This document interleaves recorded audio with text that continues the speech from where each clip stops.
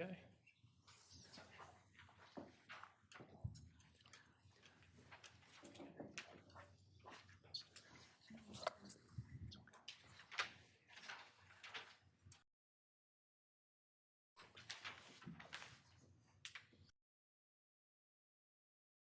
O'clock. I'd like to call the meeting to order. Please rise for the Pledge of Allegiance. Pledge allegiance to the flag of the United States of America and to the republic for which it stands, one nation, under God, indivisible, with liberty and justice for all. Kelly, call the roll. Michael DeVito. Here. Christian Coppel. Here. Beth Marie Evans. Here. Alex Grados. Here. Paul Gregory. Here. Heather Tomlinson. Here. Alan Zantu. The quorum is present. All right. As a reminder, our board governs by policy aligned with state law. These policies are not just guidelines, they're legal and ethical obligations that ensure transparency, accountability, and consistent leadership. When policies no longer meet the district's needs, it is our responsibility to amend them within the bounds of the law to better serve our community. The board acts only as a whole in duly convened public meetings with a quorum present. Outside of this structure, no individual member has authority. Adherence to policy protects the district from risk and ensures that all decisions are fair, lawful, and aligned with our strategic goals. Our mission is to empower all learners to succeed in their world. Our vision is to provide an ideal learning experience where students and staff are engaged and want to come back the next day. Our board policies and actions should reflect that mission and vision.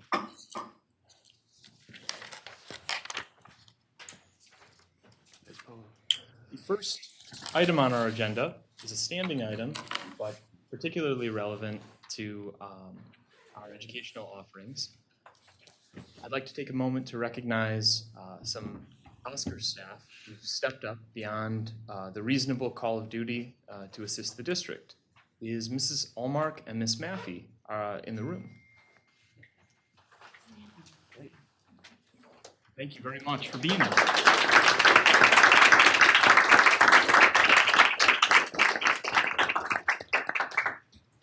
Mrs. Allmark and Miss Maffey stepped up to lead the summer Oscar program during the director's search, ensuring everything ran smoothly. Their hard work and dedication kept our kids safe, happy, and engaged all summer. We are deeply grateful for the energy and heart they put into making the program a success.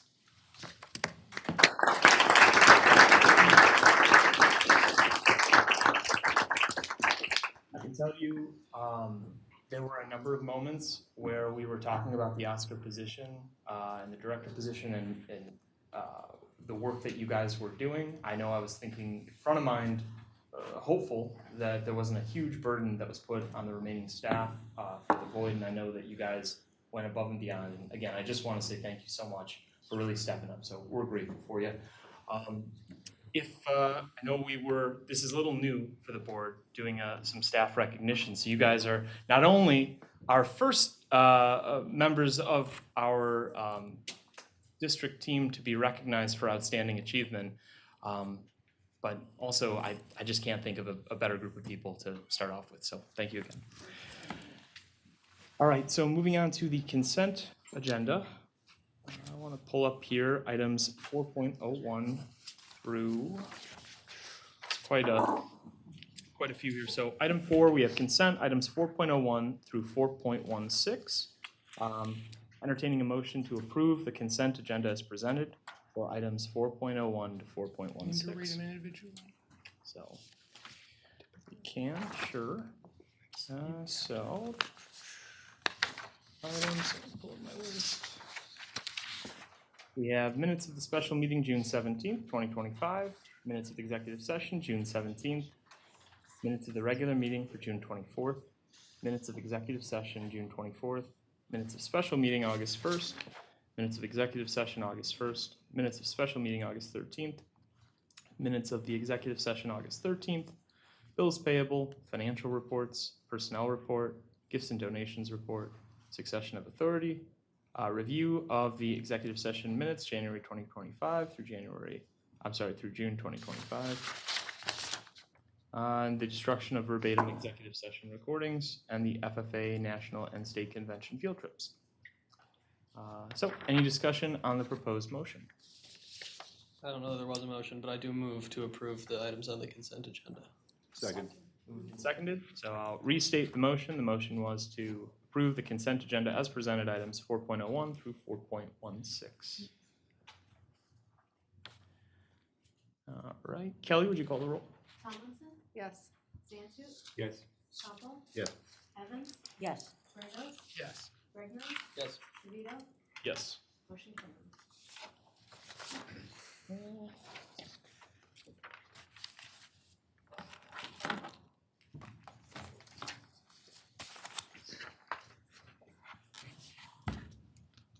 The next item on the agenda is the NIA consent agenda. The recommended action to approve the NIA consent agenda as presented, items 5.01 through 5.04. Entertaining a motion to approve the NIA consent agenda as presented. So moved. Second. Zansky. The items of the NIA consent agenda consist of the NIA Treasurer's Report, NIA Bills Payable, NIA Personnel Report, NIA Contract Vendor Agreement Report. There is a motion and a second. Is there any discussion? Seeing no discussion, I'll restate the motion. The motion is to approve the NIA consent agenda, items 5.01 through 5.04 as presented. Kelly, would you call the roll?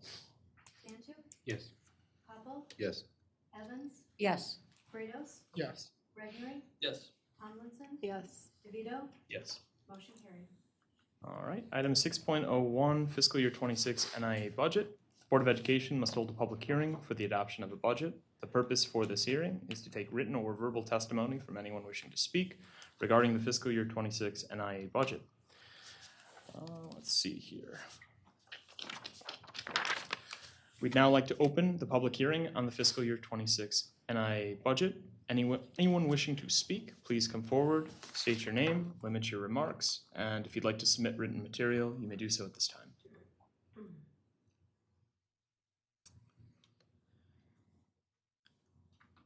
Seeing no speakers, this hearing is closed. 7:06 p.m., August 26th. Next item on the agenda is our audience to visitors. Here. Guided by Board Policy 2230 and the Illinois Opens Meetings Act, this is a business meeting held in public. The 7 of us seated here are your neighbors, volunteers entrusted by you to care for our schools. We're truly grateful that you've chosen to spend a portion of your evening with us. To balance participation with the board's agenda, we've reserved up to 30 minutes for public comment. Each speaker is kindly asked to limit their remarks to 3 minutes. Unused time may not be transferred to another person. Any extension requires a majority vote of the board. When you're recognized, please approach the podium, state your name, and share your thoughts. The board will listen without debate this evening. Questions or concerns, when called for, will be routed through the appropriate administrative channels for follow-up consistent with our chain of command procedures. If you'd like to speak, please raise your hand and wait to be called. Thank you for lending your voice and helping us model effective self-government for our students. Was that for me? Yep, would you please approach the Yes. podium and state your name? Sarah Jennings. I appreciate the opportunity to speak tonight, and I just want to thank each and every one of you for volunteering your service to the school board. I know that you'll never make all stakeholders happy, so I understand the challenges you face as board members. Mr. Reineck, I wish you all the best in your role as acting superintendent. I come before you tonight to express my concern for what I perceive to be a lack of transparency from our school board. I acknowledge that I'm not privy to what went down behind the scenes regarding Mr. Wilder's contract. I'm just confused because it was stated that his service was exemplary, yet his service to the district ended abruptly. As a taxpayer, this is concerning because we are now on the hook for both Mr. Wilder's contract and now Mr. Reineck's contract as acting superintendent. I also understand that we'll need to pay a search firm upwards of $20,000 to find a new superintendent. I fully acknowledge that you cannot share details related to personnel issues, but I hope you can understand the frustration that I feel from the lack of transparency. I don't know if anything can be done at this point to help the community understand what really happened, but I do hope that a lesson has been learned from the way it was handled. Now that school's back in session, we are all busy focusing on what is most important, our students and our student learning. I just don't want the back to school busyness to cause us to forget about what happened and stop asking questions of our elected officials. Board members, moving forward, please do right by our community and make every effort to be student and community focused and transparent with every decision you make. I have always been so proud to send my children to Sycamore schools, and I don't want that to change. And words I hadn't quite prepared before, but I just wanted to acknowledge I am grateful that you have attached documents related to tonight's agenda. That hasn't always been the case, and I greatly appreciate it. So thank you for your time. Thank you very much. Appreciate your public comment. Is there anyone else from the public who'd like to address the board at this time? Seeing no one else, we'll proceed to the next item on the agenda. Item 8.01, under Superintendent Reports, Building and Departmental Updates. Is there anything, I've got a few comments, but any other just general comments regarding this? I was just going to say we had two updates, one from instructional technology and then one from our communications, community engagement department. Both of those individuals are here, so if there were comments or questions, they're both here and happy to answer.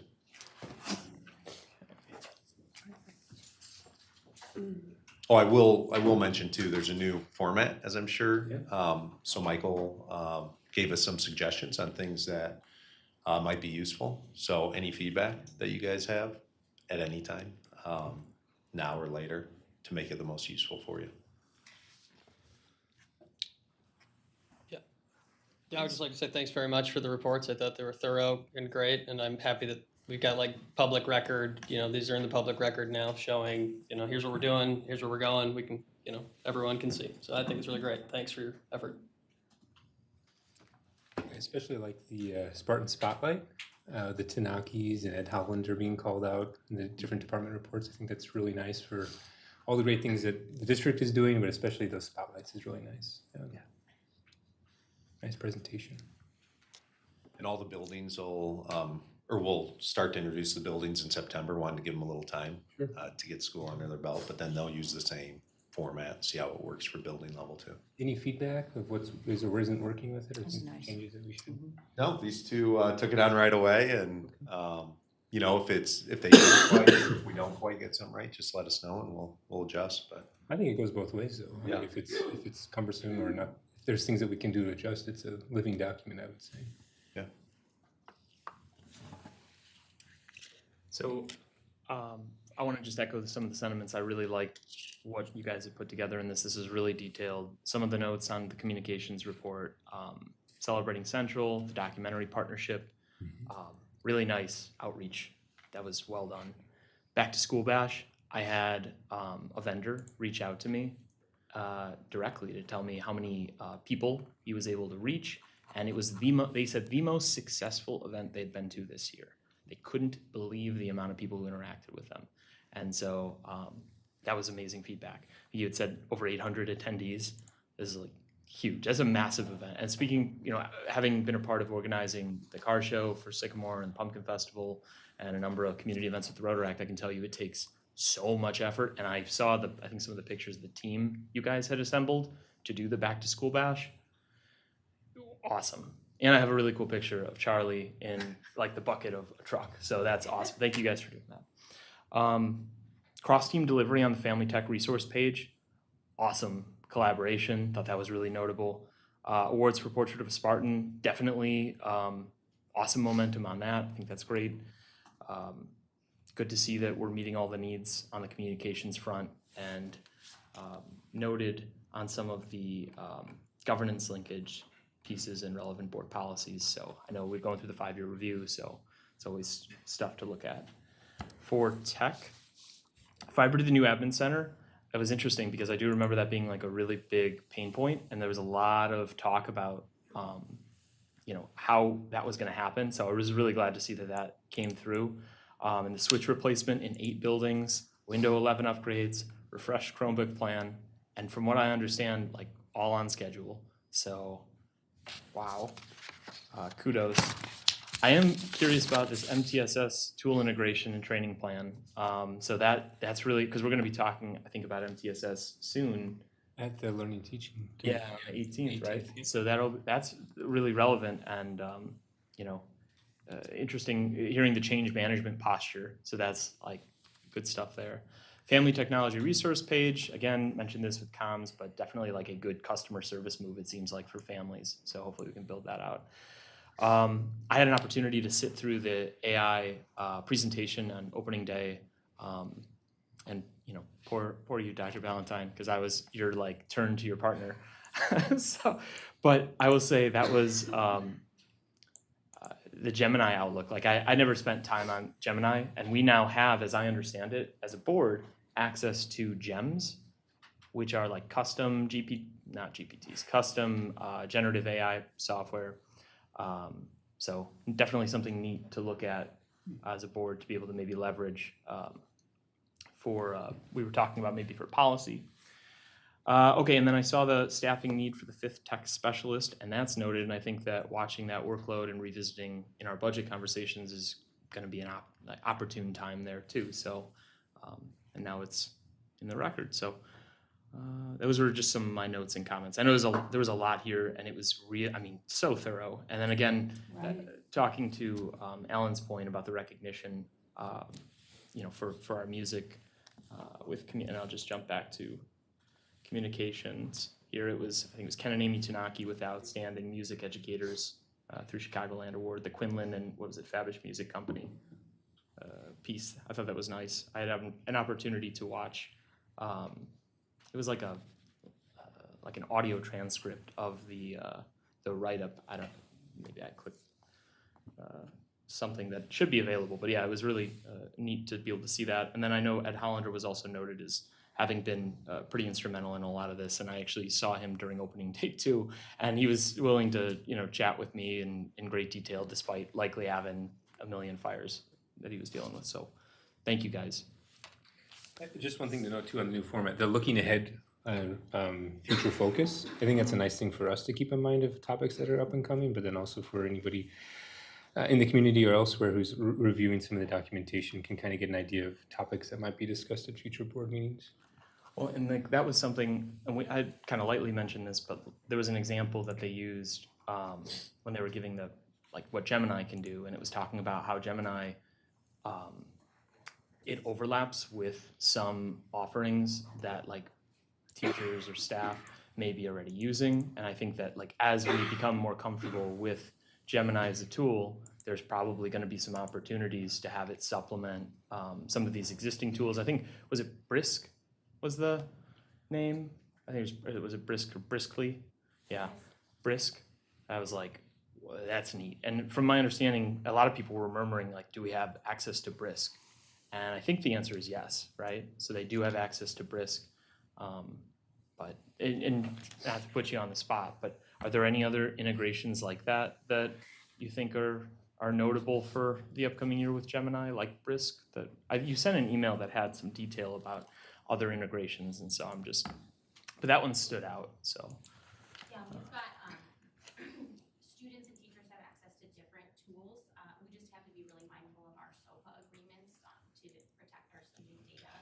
But I sent a few communications about what they can use, and the follow-up presentations I think gave a lot of detail on that. So we're going to continue to make sure we communicate that to staff. There's also a lot of integration with existing tools we have, which helps make it safe for students when it's integrated in a tool they're already using. okay. Well, I'll say and I didn't look at some of the student tools as closely as I looked at some of the staff tools, but that does raise a really good point in terms of where there are going to be additional opportunities to supplement learning for more personalized approaches. And I think that was one of the points, is that Gemini can give you a really personalized learning effect. So they had used Brisk it was almost like it scaled down content that was 12th grade content to 8th grade content. So it hit the right audience. It was really cool. So anything else on the reports? The only thing I'd say, in addition to the discussion on AI, so MTSS is going to be, maybe this is actually for later, but I'll speak to it because it kind of applies. MTSS is a instructional spotlight for the September 18th Learning Teaching Committee meeting. AI is another topic that we've talked about with Dr. Valentine and Mike Rice as being a topic that we'll discuss and can have a much deeper discussion. I'd certainly learn a lot more from Dr. Valentine as well. Awesome. All right. right, so next item on the agenda is 8.02, superintendent update for Stay School. Anything to report? We are off and running. Day 4 for the majority of our students. Most of our students came last Thursday, half of our kindergartners, and then the other half came on Friday. Little Spartans yesterday, so we really have kind of 3 opening days. My family was fortunate enough to fall within that, so our family got 3 opening days, although I missed our youngest because of jury duty. But he woke up first thing, threw his backpack on, and wore it the entire morning until my wife took him to school. So it's one of my favorite days of the entire year. Students are just so excited. There's so much excitement in the buildings. We were fortunate enough to get in every building. Nicole had to wrangle me a little bit because I wanted to go into every classroom. So I said, no, we got time. We'll go into every single classroom in the district. That took a long time, but it was a ton of fun. Students are so excited. So I ran into a teacher that kind of gave me a good reminder, because we're just trying to make it special for students, like our teachers do every day. But he said, for some of us, we're experiencing this for the 30th time, this first day for the 30th time, but for some of our students, it's the very first time. So how can we make it the most special? And it's just been great. So awesome kickoff to the year. Be happy to take any questions. I know we have other staff out there, administrators in the building that could answer anything, but it's been great so far. Love the opening day video too. That was slick. So That was rich. Yeah. was it? Yeah. There's a lot of magic there, but Yeah, I thought that was neat. So I know I just like I couldn't be there to work, but I felt like I really got to get a glimpse of it. So Lots of great energy. all right, board reports 9.01 FOIA reports. There were some FOIAs. Any questions? Thank you for answering those. Yeah. 15 and 2 It months. was a busy couple months. Yeah. Some from the same person. I was a little confused about some of the out-of-state ones, because I don't know if they've got like a wire cross, but I don't know. The Ethiopian one was pretty good. I know. Yeah, that kind of threw me off a little bit, but I'm like, okay. Yeah. Where Okay. is, I thought that was a country, there must be a state. Yeah, I know. I was like, I didn't know what that We're was. not related to it. But, yeah. So, all right, we'll move on to the next set of items. Item 9.02, teaching and learning update. Any teaching and learning updates? I've been trying to plug it the last couple meetings and a couple times already, so not a lot more to speak to. Other September 18th, please come. I think it'll be a good discussion. But no, no update from our last meeting. Perfect. Item 9.03, Business Services Committee update. No update at this time. Very good. Item 9.04, Policy Committee update. The policy committee met yesterday, so I haven't had time to prepare a written report, but we went over press 119, which was a pretty light agenda, as most of the changes were not substantive. I can't ever get that word out. So we will most likely approve that on consent because it was mainly footnote changes. And then we discussed some local policies, and I will have a more detailed report on those at our September regular meeting. Right, is that? Yep. The plan? Yeah. But if anyone has any questions in between now and then, I'd be happy to shoot you an email with what's coming up with policy. Sounds good. Anything from parent-teacher advisory and behavioral intervention? Nothing at this time. And a board goals progress update, a new standing item. I know we've just recently adopted the board goals, just to speak to their website placement. Nice, super prominent, that's great. I know there's a to be continued on what that progress monitoring would look like, but I think just it would be good practice for us to, on a recurring basis, just revisit those for relevance and purpose. And eventually I think we'll have to maybe look at like how the website integrates with what goes on the board packet, or I don't know, maybe I can put a hyperlink. We'll see, we can talk about it, but anything? We do have a little bit of an update if Lauren can speak. Yeah, please. We did have an opportunity to meet with Alan to talk about this and just maybe interface what it could look like. And Yeah. So just a quick update on where we're at on the webpage. We did put together a 1.0 version that's live on the site right now, just in the interest of time and wanting to get it up as the school year has begun, and we just wanted to get that publicly visible. So that is pretty much as Mr. Greathouse had presented it on the page. But then we are now in development on a 2.0 version that would be mobile friendly as well. So we know a lot of our stakeholders are accessing our website from mobile devices. So unfortunately, with the current version, it doesn't look so great on the mobile side. So we're on it though, and we met with Mr. Zantu this week, or actually, sorry, last Friday, and we showed him the concept, and he really liked the direction we were headed in. So we're just putting the finishing touches on it now, but we should have it to the board to review later this week. And then you can provide us with any feedback, but then by our next meeting, we should be ready for launch. And then, of course, we will share that out with all stakeholders. We'll get an email out, we'll put it on social media, make sure it's nice and visible on the website. But it'll be a great place to track that progress and really be transparent with all stakeholders on our district goals this year. Awesome. Yeah, I know we talked about like there's a number of different like matrix and third-party services that offer it, all of which, you know, cost money. And so it's like to be able to do something like this in-house and have it like have the level of quality that they already have is just awesome. So thank you. Yeah, absolutely. We felt like given our current website structure, we were able to accomplish something that would be feasible, dynamic, look really nice, but then also not to have to tap into any third-party services. People aren't going to want to leave the board goals site. They're going to be, right, there's a built-in game. Yeah, I love that direction. Great and interactive, right? It is very interactive. Yeah. You did a really nice job setting it up, yeah. What will be really disheartening is if we put like a view count on it and it's like, no, but that's awesome. So really cool. I have a question Yeah. about it. Will this be easy to update?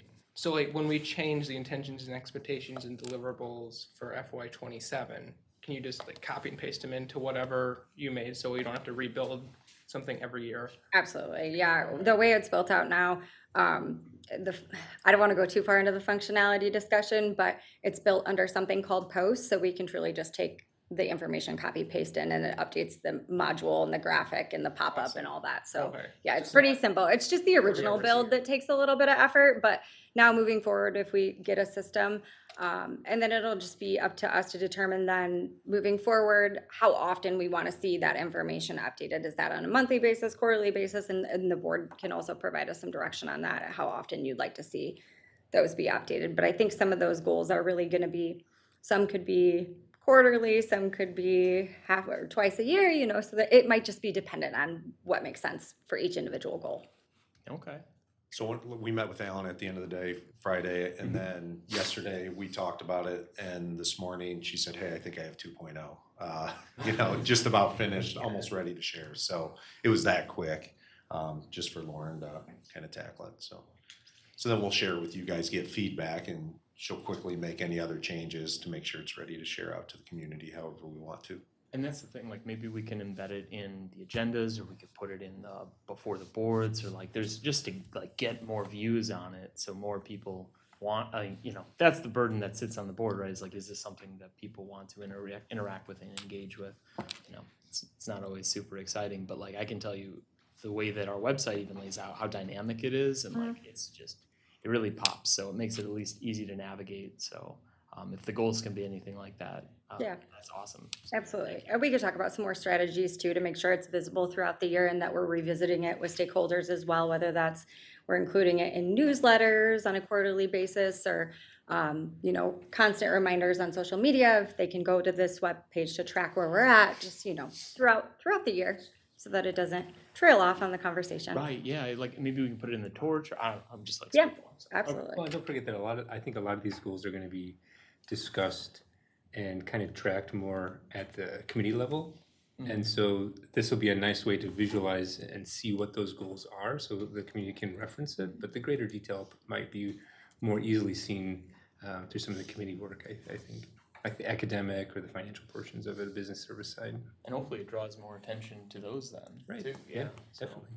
awesome. What about the goals that we didn't need public facing and assume we'll just use what I have? Like I don't see a ton of value in making something pretty just for the 7 of us to look at. I think Lauren's working through some But nice are you aspects of that. okay?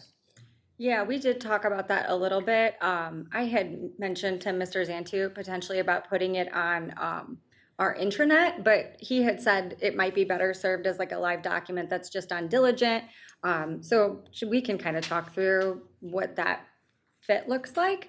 But there's a couple of options there. Yeah.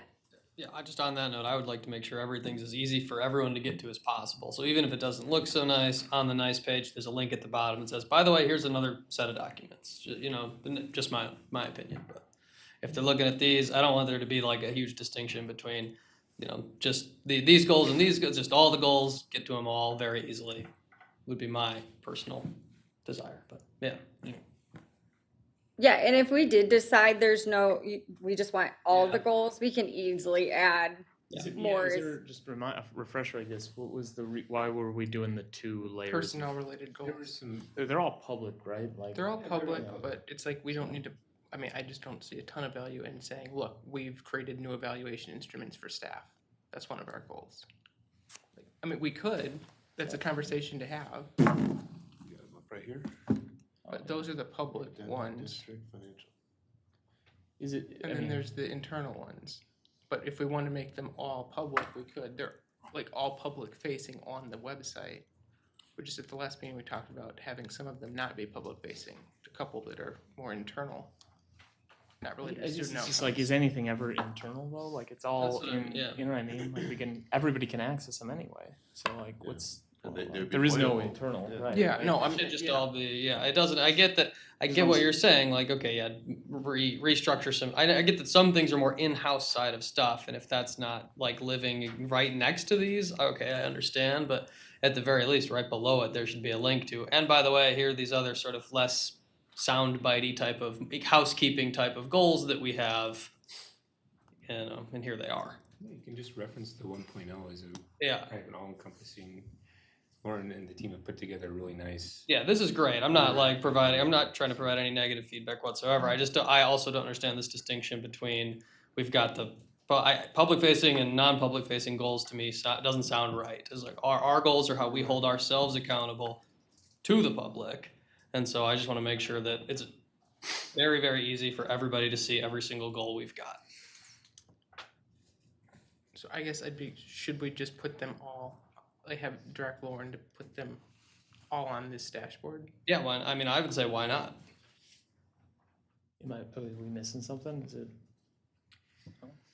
I think the direction that I had given, which we can certainly do differently, is that when the goals were developed, there were superintendent goals that would go into the superintendent's contract in that regard, and then there were the district goals that are more district facing.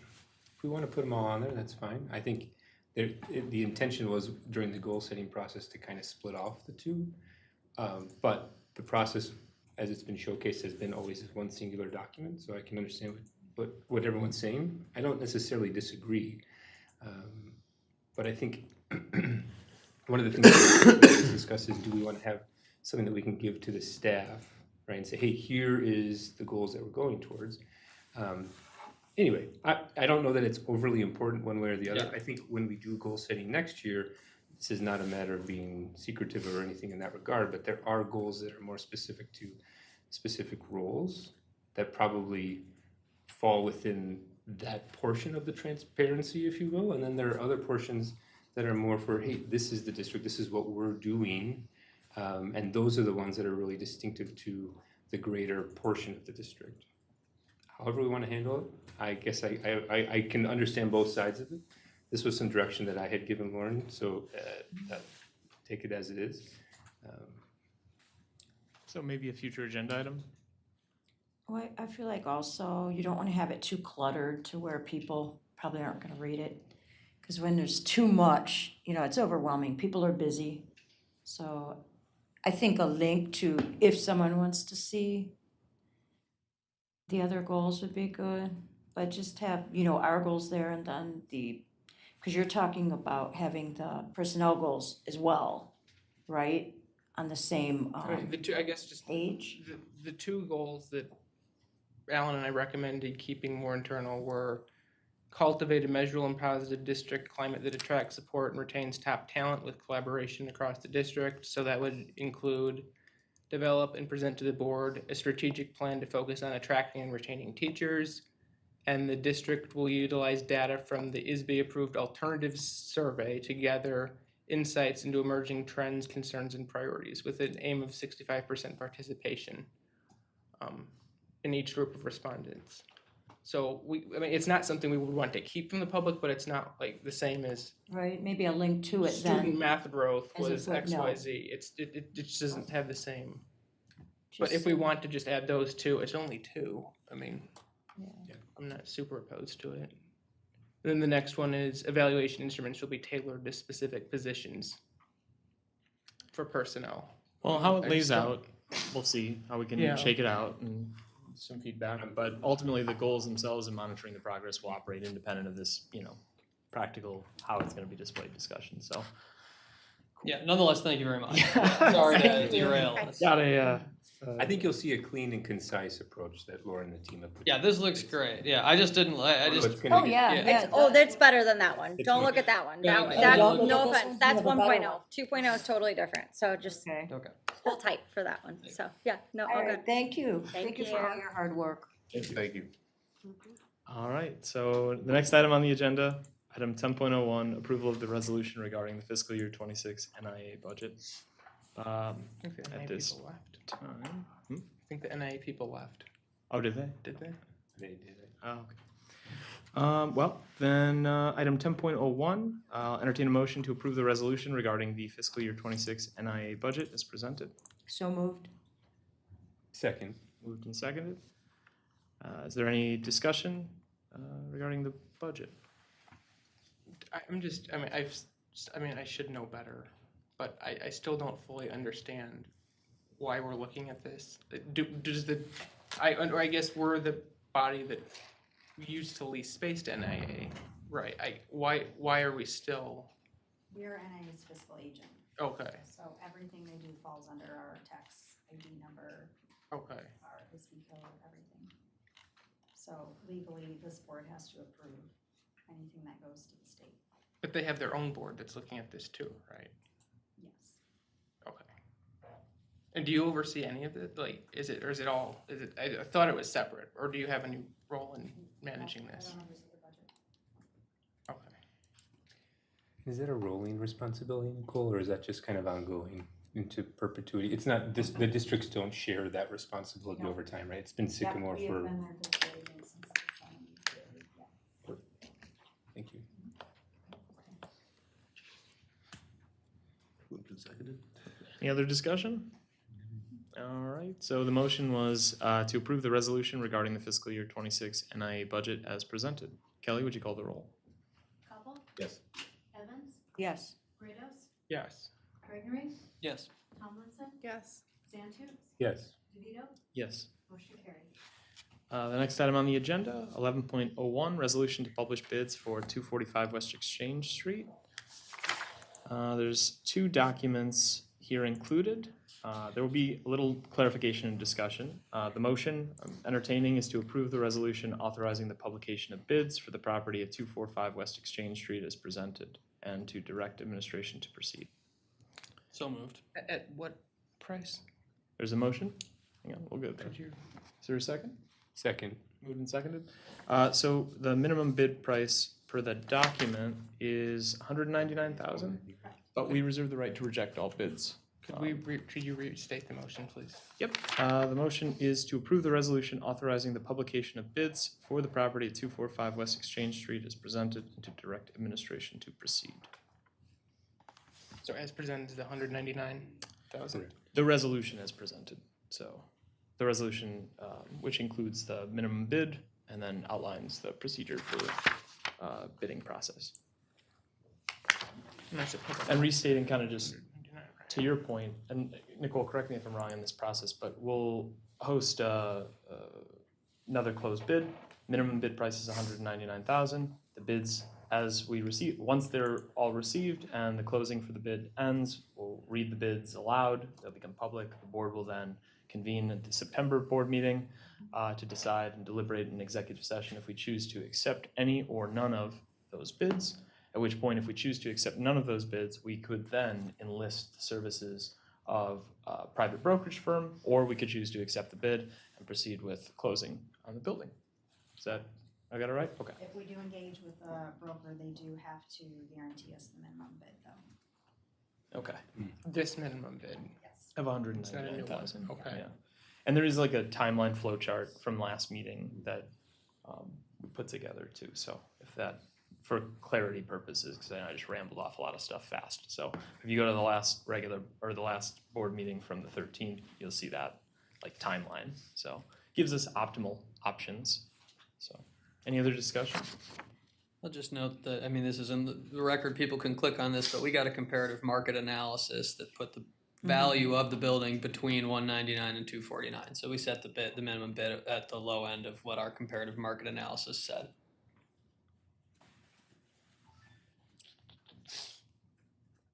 Okay.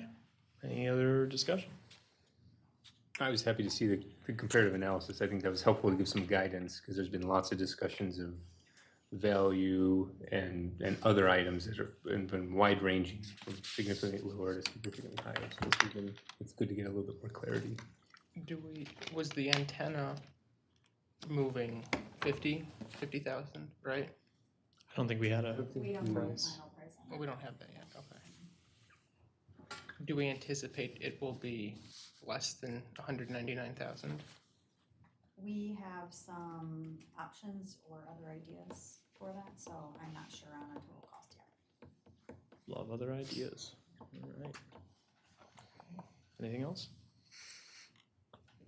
Well, I guess I'm a little, if we keep this though, couldn't we leave the antenna there and it wouldn't cost anything? That's my only, I guess, hiccup So we could here. reject all of the bids. Even if we meet the reserve, we can reject it. That's my understanding. Yeah, the board has, Okay. they can reject any bid. So we're not committing to anything really now. We're just taking the next step in this process of Yeah. selling the public's real estate. Okay. So And should we accept any bids, we can always negotiate that. And at this point, the building's costing us money and we're not utilizing it. So Yeah. it's worth to keep moving forward in this process. all right, there's a motion and a second. I'll restate the motion to approve the resolution authorizing publication of bids for the property at 245 West Exchange Street as presented, and direct administration to proceed. Sorry. I thought we already had, did you? Yep, we had a We just motion and a reread it. second. I was just restating it. I'm Yeah. sorry, Heather. No, it's all good. Oh, yeah, perfect. So we got a motion, we've got a second. Kelly, would you call the roll? Evans, Yes. Grados, Yes. Regnery, Yes. Tomlinson, Yes. Santu, Yes. Koppel, Yes. DeVito, Yes. motion carried. All right, the next item on the agenda, item 11.02, approval of Nick Reinick interim superintendent agreement. Is there a motion to approve the interim superintendent agreement with Nick Reinick as presented? So moved. Second. Moved and seconded, any discussion? Seeing no discussion? Happy to have Nick, if this passes, I hope it does. Be great to have you Thank you. fill that role. Yeah. Appreciate it. I'll restate the motion to approve the interim superintendent agreement with Nick Reinick as presented.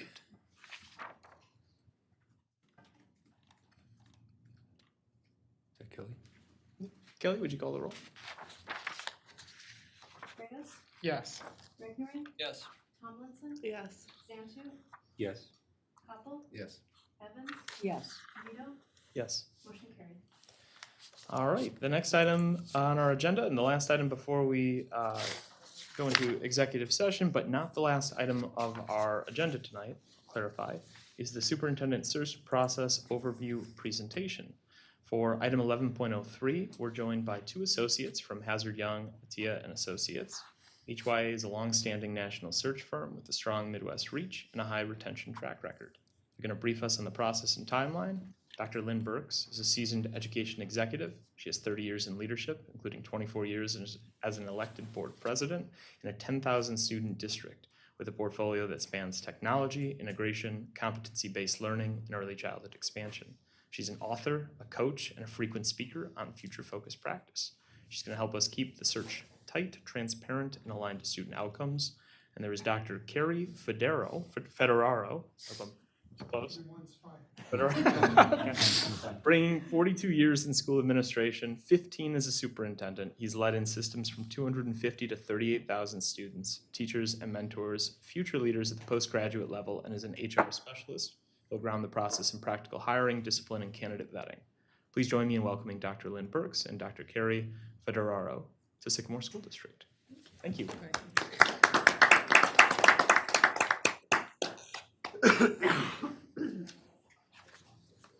So this will take about 45 minutes to an hour.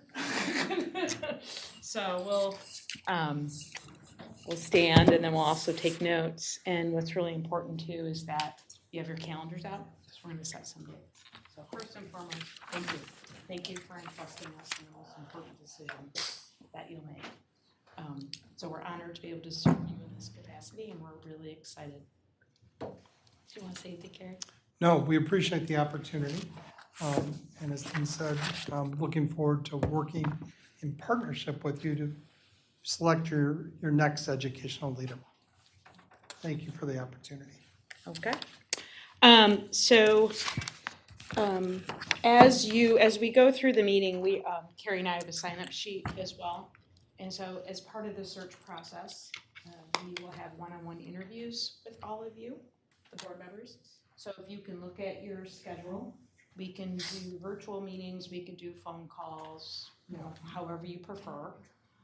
But what we'll do is I'll pass this around just so you have some time. We'd like to walk out tonight with some availability. I kind of provided 2 options, but if you want to give us a couple more, that's fine too. So I'm going to pass that around. All right, I'm going to get out my computer as well. Michael, do we have our time? Can we forward you our time thing? Yes. Put it up Yeah. now? Is there a way that we can get the embedded agenda on one of Yeah, the that'd be really screens? helpful. I have it up here on my computer. We but- do? Awesome. Okay. I think it's in the diligent agenda itself. I so- have it here too, if there's a way I can project my. You'd have to sit back there, though, is the problem. Yeah, I think we can.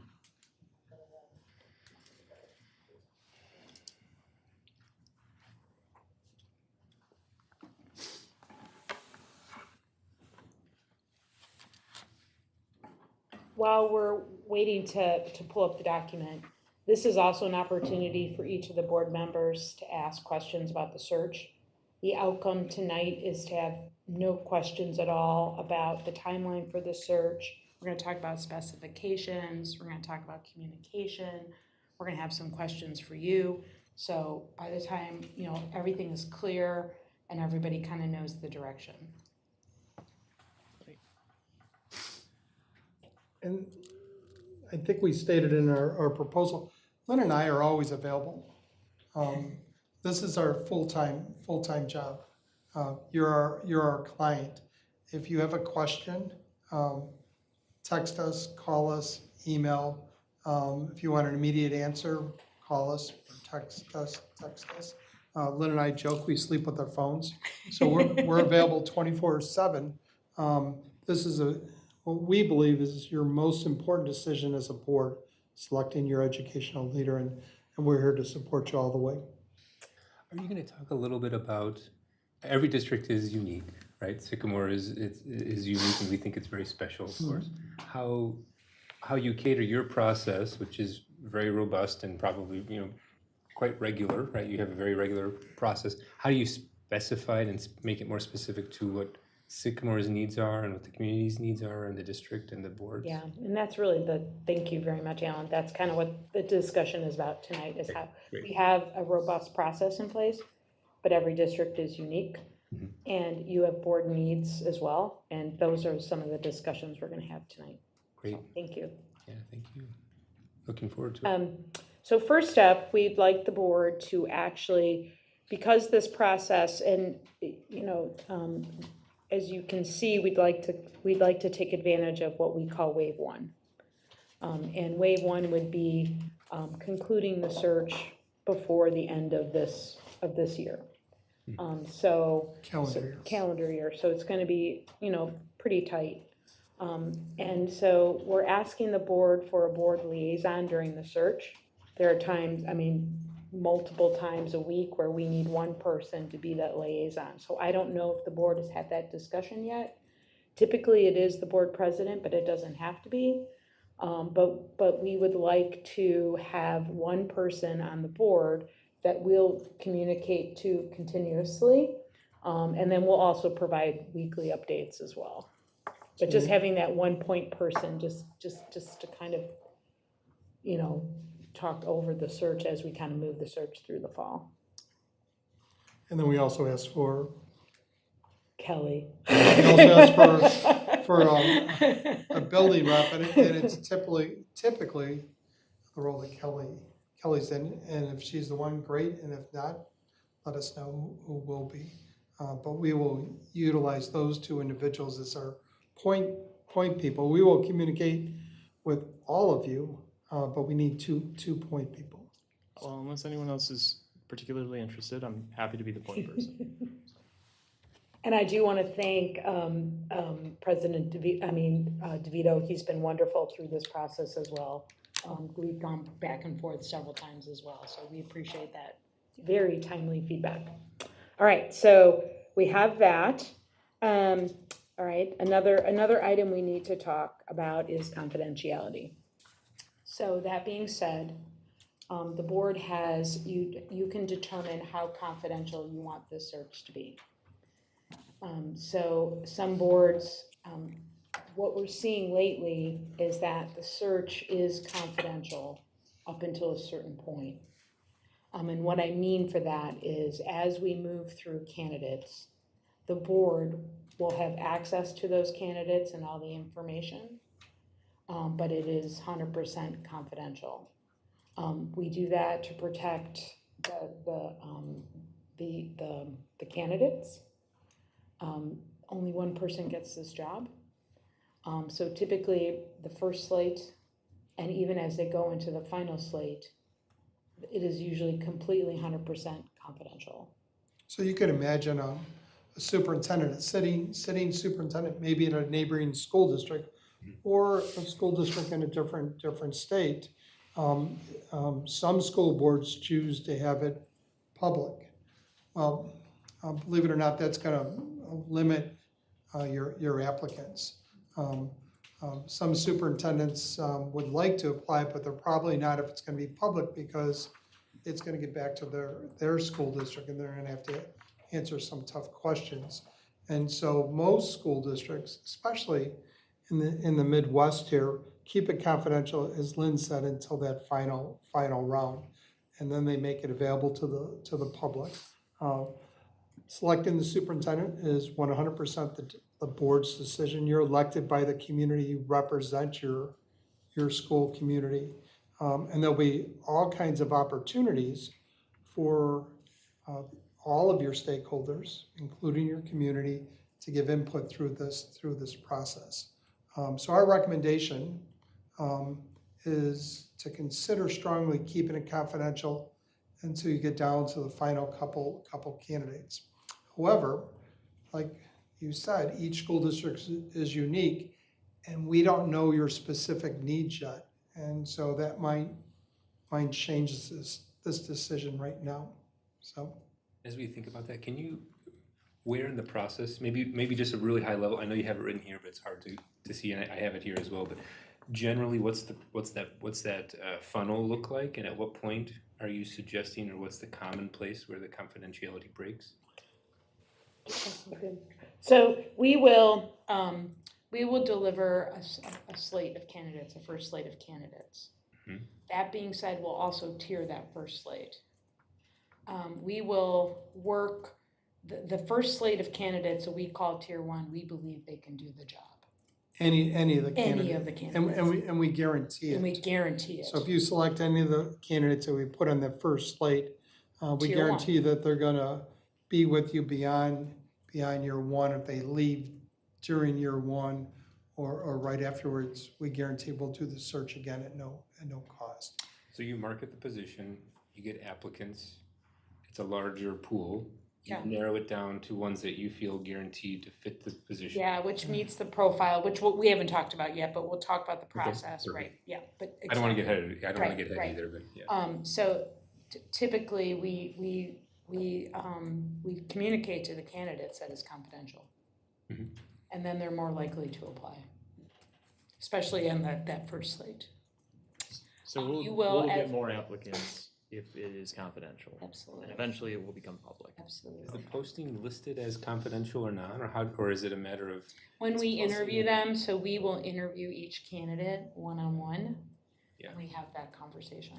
Some of them have outstanding relationships with their board, with their communities, and haven't even had that conversation yet. Right. So we guarantee them that confidentiality. We will field the number of calls from potential candidates that ask us specifics about this job, and that's the one they're going.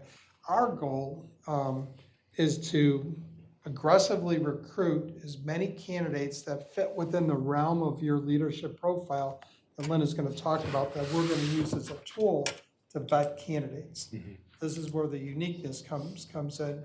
And so we're going to learn your school community and your desires and your needs from the board, from the administration, from the staff, from the parents, from your students, if you elect to get their feedback, which a lot of school districts do, and then from your community at large, and we'll develop that profile to screen those candidates.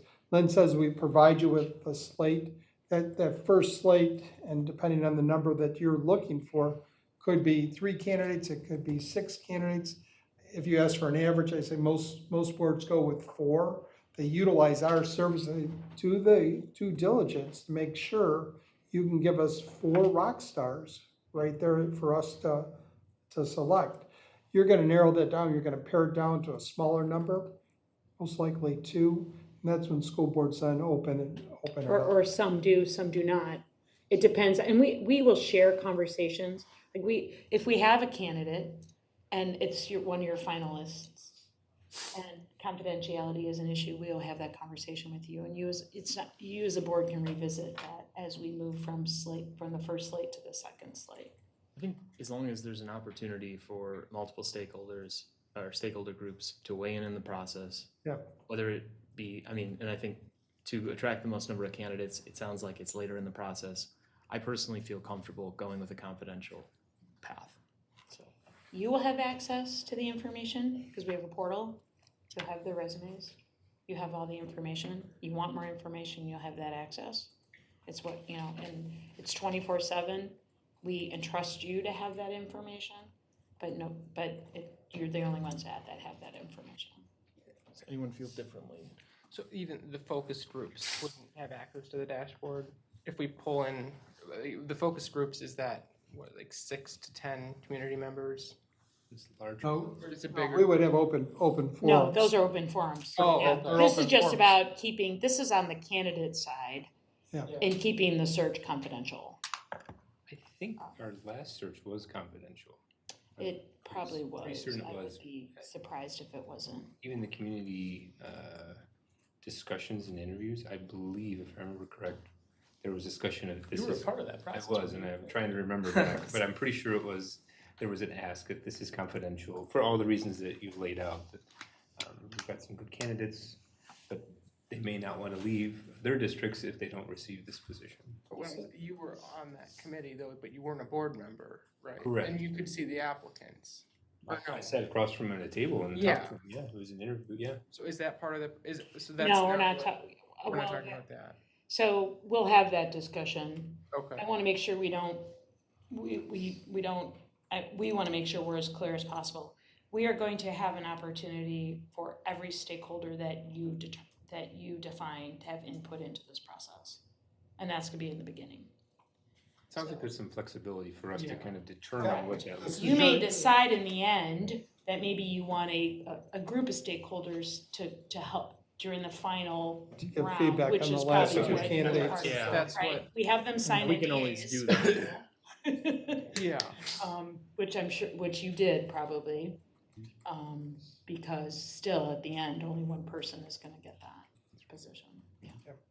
And some can will make have a community forum as well, and if you want that to happen, we'll make that happen. Can you explain what a community forum looks like? Just so we can think about that over time. Sometimes if you have two candidates, you'll have the community, you'll invite the community, you have the business community, you have the staff, you have the teachers. You know, you can have community forums around the two candidates. So they would present to the community members could ask questions with the staff. Okay, good. So think about that too. Is that common? Smaller groups. Usually we don't have 100 people. Sure, right. Yeah, it's a select Yeah. search committee. Because you really, at the end of the day, this is a difficult decision to make, and you as a board are trained to make that decision. And if you want to seek additional input, everybody is gonna have input into the stakeholder. It'll be exhaustive, where everyone knows their voice will be heard. So Carrie and I will be here for a You'll while. get tired of us. You will get very tired of us. Well, welcome to Superintendent. We're happy to have you. But that is something you can think about, and we'll make that happen.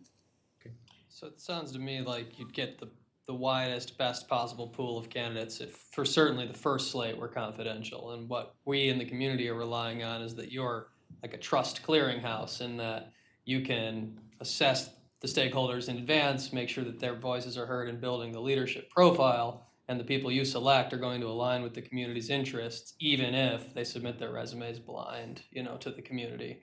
And then we'll pare down people that you declare the community would support based on the feedback they've given you. Correct. So in order to get the best possible people in the door, to me it makes sense to go confidential for the first slate, certainly. And that leadership profile, we'll walk backwards from that because we have a couple questions for you. That's a public meeting. We'll present that leadership profile to you. And I believe Michael and we talked about this. That profile is so robust. You talked about the strategic plan a little bit earlier. You talked about goals. It will not only inform the search process, it'll also inform your strategic position of the district. That's how robust it is. So it's a public report. We'll come to a board meeting and we'll present that profile to you. Obviously, all the stakeholders, you cannot identify any of them. It's at the aggregate level, but it's comprehensive. And then the other thing I wanted to mention regarding the candidates, and what our firm does a little differently than other firms or the school board association, not only do we support the board 100%, we also support the candidates. We're a resource for the candidates, and the candidates know when they apply for a job with HYA, we're going to do everything we can in their best interest. We're going to provide a soft landing for them if they don't get the job. And so we believe, because they know how our process works, we're going to gather more candidates than other firms might do as well. We exercise extreme care with the candidates as well. We give them exceptional service. Yeah, and in addition to Lynn and I, we have a back office, and they provide support to the candidates as well, just like they will provide support to you if needed. If Lynn and I can't do it, we have additional people and staff that can. Yeah, I was just gonna say, I think the board would fully support that as well, that I think we all understand that the interview process is a two-way street. It's gotta be a good fit for Sycamore, but it has to be a great fit for that superintendent candidate as well. It's not that you don't have that handshake. Yeah, Alan, you could help us with our interview workshop that we're gonna put you through, is that they're interviewing you. Mm-hmm. I mean, the people that are gonna come to you are not desperate for looking for a superintendency. They either have one or they're being recruited for, and this probably won't be the only search that they're in. And so they're going to be interviewing you and measuring the school district to see if this is a good fit, because this is, as you know, all of you have jobs and are professionals and so on. This is a significant decision on their part. So they're going to do their due diligence just like you are and coming together for your next educational leader. Any other comment on the level of confidentiality or preference? I prefer the confidential one. Let's keep Good. it for at least the first slate and reassess it, but I Yeah, think. and then you can reassess, right, exactly, Alex. So we have some dates here just to start the discussion, but this is where you as a board can decide what those dates are. We would highly suggest, and we don't see it's a problem, but have all of your interviews concluded by September 20th. And again, you pick your modality. So Carrie and I will both be on those interviews. And this was in our proposal, but we exercise something called a standard approach, where, you know, all the stakeholders are asked the same questions to mitigate bias. So those questions, you know, we keep a pretty tight ship just to make sure bias is all mitigated, and that also extends into the focus groups. So your interviews one-on-one. The other thing we need you to think about is there anybody else in the district or externally that you would like us to have a one-on-one conversation with? So anybody that you'd like to have a one-on-one conversation with that you can identify, we will have that one-on-one interview. And then we exercise a mixed method design. We have a quantitative survey that'll go out to all stakeholders. And we'd like to be able to work with Kelly and your communications personnel to be able to identify your stakeholder groups. That can go to anybody. Do we define who the stakeholder groups are? The board works together, or how do we define the stakeholders? Well, it's pretty, and so the board's gonna be a stakeholder. Sure. Your administration's gonna be a stakeholder. Then your staff, and you could break your staff up into faculty and. Okay, so it doesn't have to be, it's not very. Support staff. And you could have your students, you could have your parents, and you can have the community at large. Those are typically your. I thought we were gonna narrow it really No, down to. no, those are You're gonna typically your have large about groups. seven different stakeholders. Yeah. But if there's another stakeholder group that you want to include, then we'll work with you. Quick question on the one-on-one interviews. I'm not asking what the questions are, but are there specific things that we should be thinking of ahead of time so that we've thought it through, or are you looking for an answer on the spot? Whatever you're comfortable, we've had board members. Give us PowerPoint presentations. Yes, most of the board members come in and they just respond to our questions. Okay. And we have other ones that, you know, will write a report for us. And then as Lynn said, we just had one that, you know, gave us a PowerPoint. You're welcome. With hot links. You are welcome to share what you want. This is a presentation about Sycamore, or what the district is in need of, or what we're looking for in a leader, all of the above? All the above. Yeah. We have a set of questions that we use. Yeah, and they're open-ended, and you could take them in a variety of different ways. And at the end, is there anything else you would like to share with us that you believe is critical to this process? So you'll have an opportunity, and we have all the time you need, and so you have an opportunity to get your thoughts across to us. 100% confidential. Yeah, we'll list it as the board to you, but we're not going to list the individual board members who said what. The same if you have, meet with your administration or your teachers. We're not going to identify individuals. But sometimes you have community partners that play a major role. There might be some other, one-on-one leaders that you'd like us to speak to. So think about that. That's completely up to you.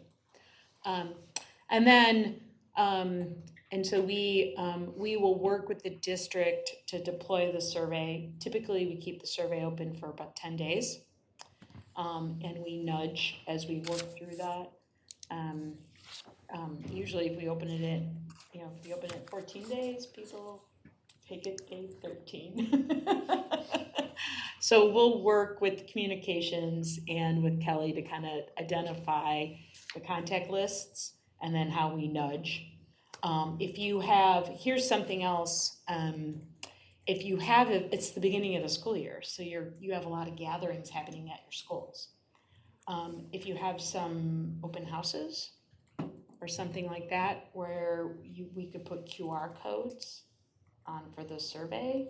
We can work with the district team to be able to identify that, and then, I'm not sure when your curriculum nights are, things like that, but if they fall within this range, we'd like to take advantage of that. Because we can hand, can hand out a quick piece of paper, scan the QR code, and then take the survey really quick. Yeah, the goal is to get as many stakeholders throughout your community to take it. However, please don't be disappointed when everybody doesn't take it. People's lives, as you know, are extremely busy and so on. And if we got 50%, we would be jumping up for. We will work over 30 because that's statistically significant. But it depends. We usually get pretty good rates, especially as we nudge. Well, we got a pretty good communications team, so I think we should be okay. Good. I'm So confident. if the board's comfortable, we can work with the communications team to identify some, I would hope some so, events yeah. happening. Yeah, because it's the new year, there's a lot of excitement, a lot of opportunities where stakeholders are gathering actually, so it's perfect timing.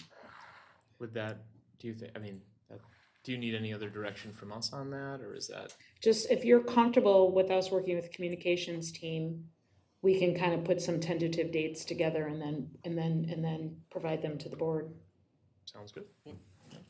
And we would ask your communications team to consider establishing a place on your website, a landing spot for the search where you can continually communicate to the community about what's happening with the process. And we can work with the individuals to help them get that started. So then in addition to the one-on-one interviews, we also would like to conduct focus groups, and they're unlimited. We go back again and we want to make sure we have teacher focus groups, we have staff focus groups, we have administration focus groups, we'd like parent focus groups. And then if you have a community focus group, or if you have an advisory board or anything like that, we would like to put that, include them as well. And then the student piece. And students, yes. You would be amazed what students know about each school district, about each school, about each teacher, about each administrator, and so on. And very rarely do school districts tap into feedback from the students. And we've seen be successful for some school districts is they'll take their student council, or they'll take an organized group that they have 10 to 20 students at the secondary level, typically high school, but it could also be middle school. And we would meet with them and get feedback from them. However, just a couple things. We would need parental permission. Consent, yeah. And we recommend a passive consent, informing the parents, and if they have, if they're opposed to meeting with someone from the outside, they would let you know. And then we would also recommend that a staff member be with us when we would meet with any of your students, if you elect them to be part of that qualitative group for focus. Yeah, so we also would suggest a virtual focus group for parents. That's a good way to get, just because, at night, they're more willing to kind of hop on at night when things have settled, and we'll get really good feedback. The focus groups bring the survey to life. They tell the story. So we use qualitative techniques to be able to code all the information in those focus groups. And then the culmination of the survey and the focus groups then turns into the leadership profile. And what will come from that are core competencies. We will pull themes from there that become part of the posting. They become part of our interview process. And also each candidate needs to show proven experience in those competencies. So you have alignment. And that's part of your filtering process. That's part of our filtering process, correct. correct. So what's the optimal size for the focus groups? Hopefully we get a lot of interest and participation in them trying to understand. Carrie and I we've done, if it's a large group, we may, Carrie may take one group and I'll take Split it in another group. half and so on. If we may have multiple focus groups, so for the teachers, and then for schools, we may go to, we may go to the schools. We want to see your schools, we want to tour your schools. We see little things. I mean, it's the little things that make schools really special. It's the little things that happen in classrooms that we catch. So we're gonna ask your permission as well to be able to tour those schools and see that and then come to the staff in their environment. We want to be your ambassadors also with the candidates. And so we want to know your school district inside and out.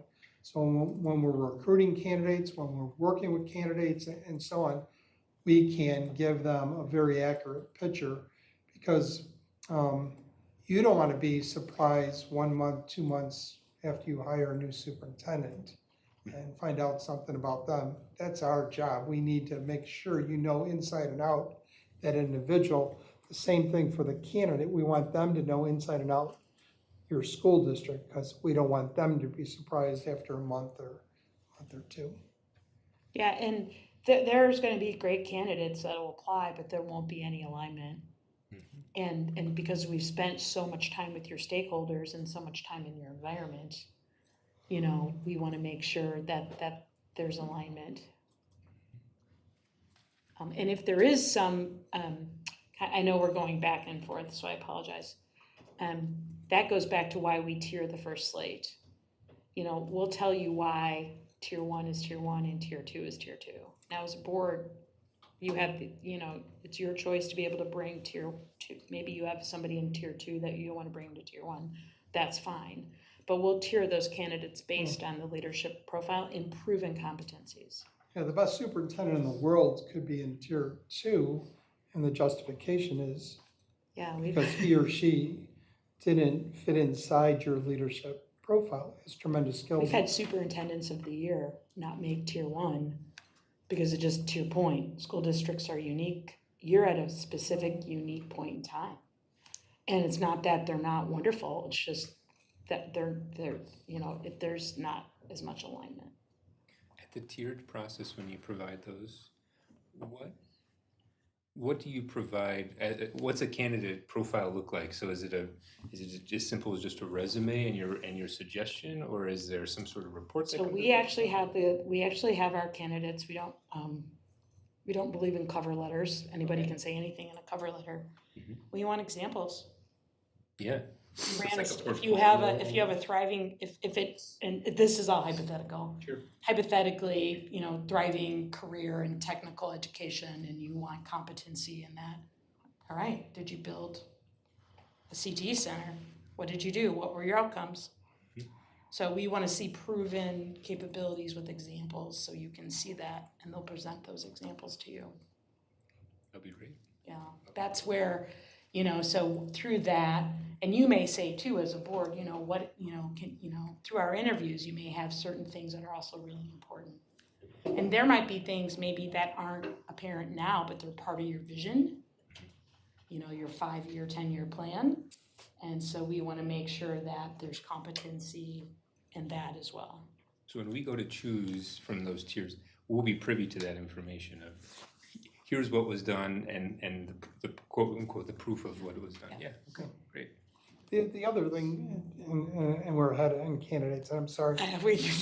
So we're going to check references, obviously, and the candidates provide references. But the references that the candidates provide are only going to say good things about the candidates, or we shouldn't even hire the person because they weren't smart enough to put people that are going to say good things about him if you give them a call. So we take those with a grain of salt. The fortunate thing about us, besides Lynn's network and my network, we have 140 colleagues, associates in HYA that span the nation from coast to coast that have tremendous experience, and collectively our networks.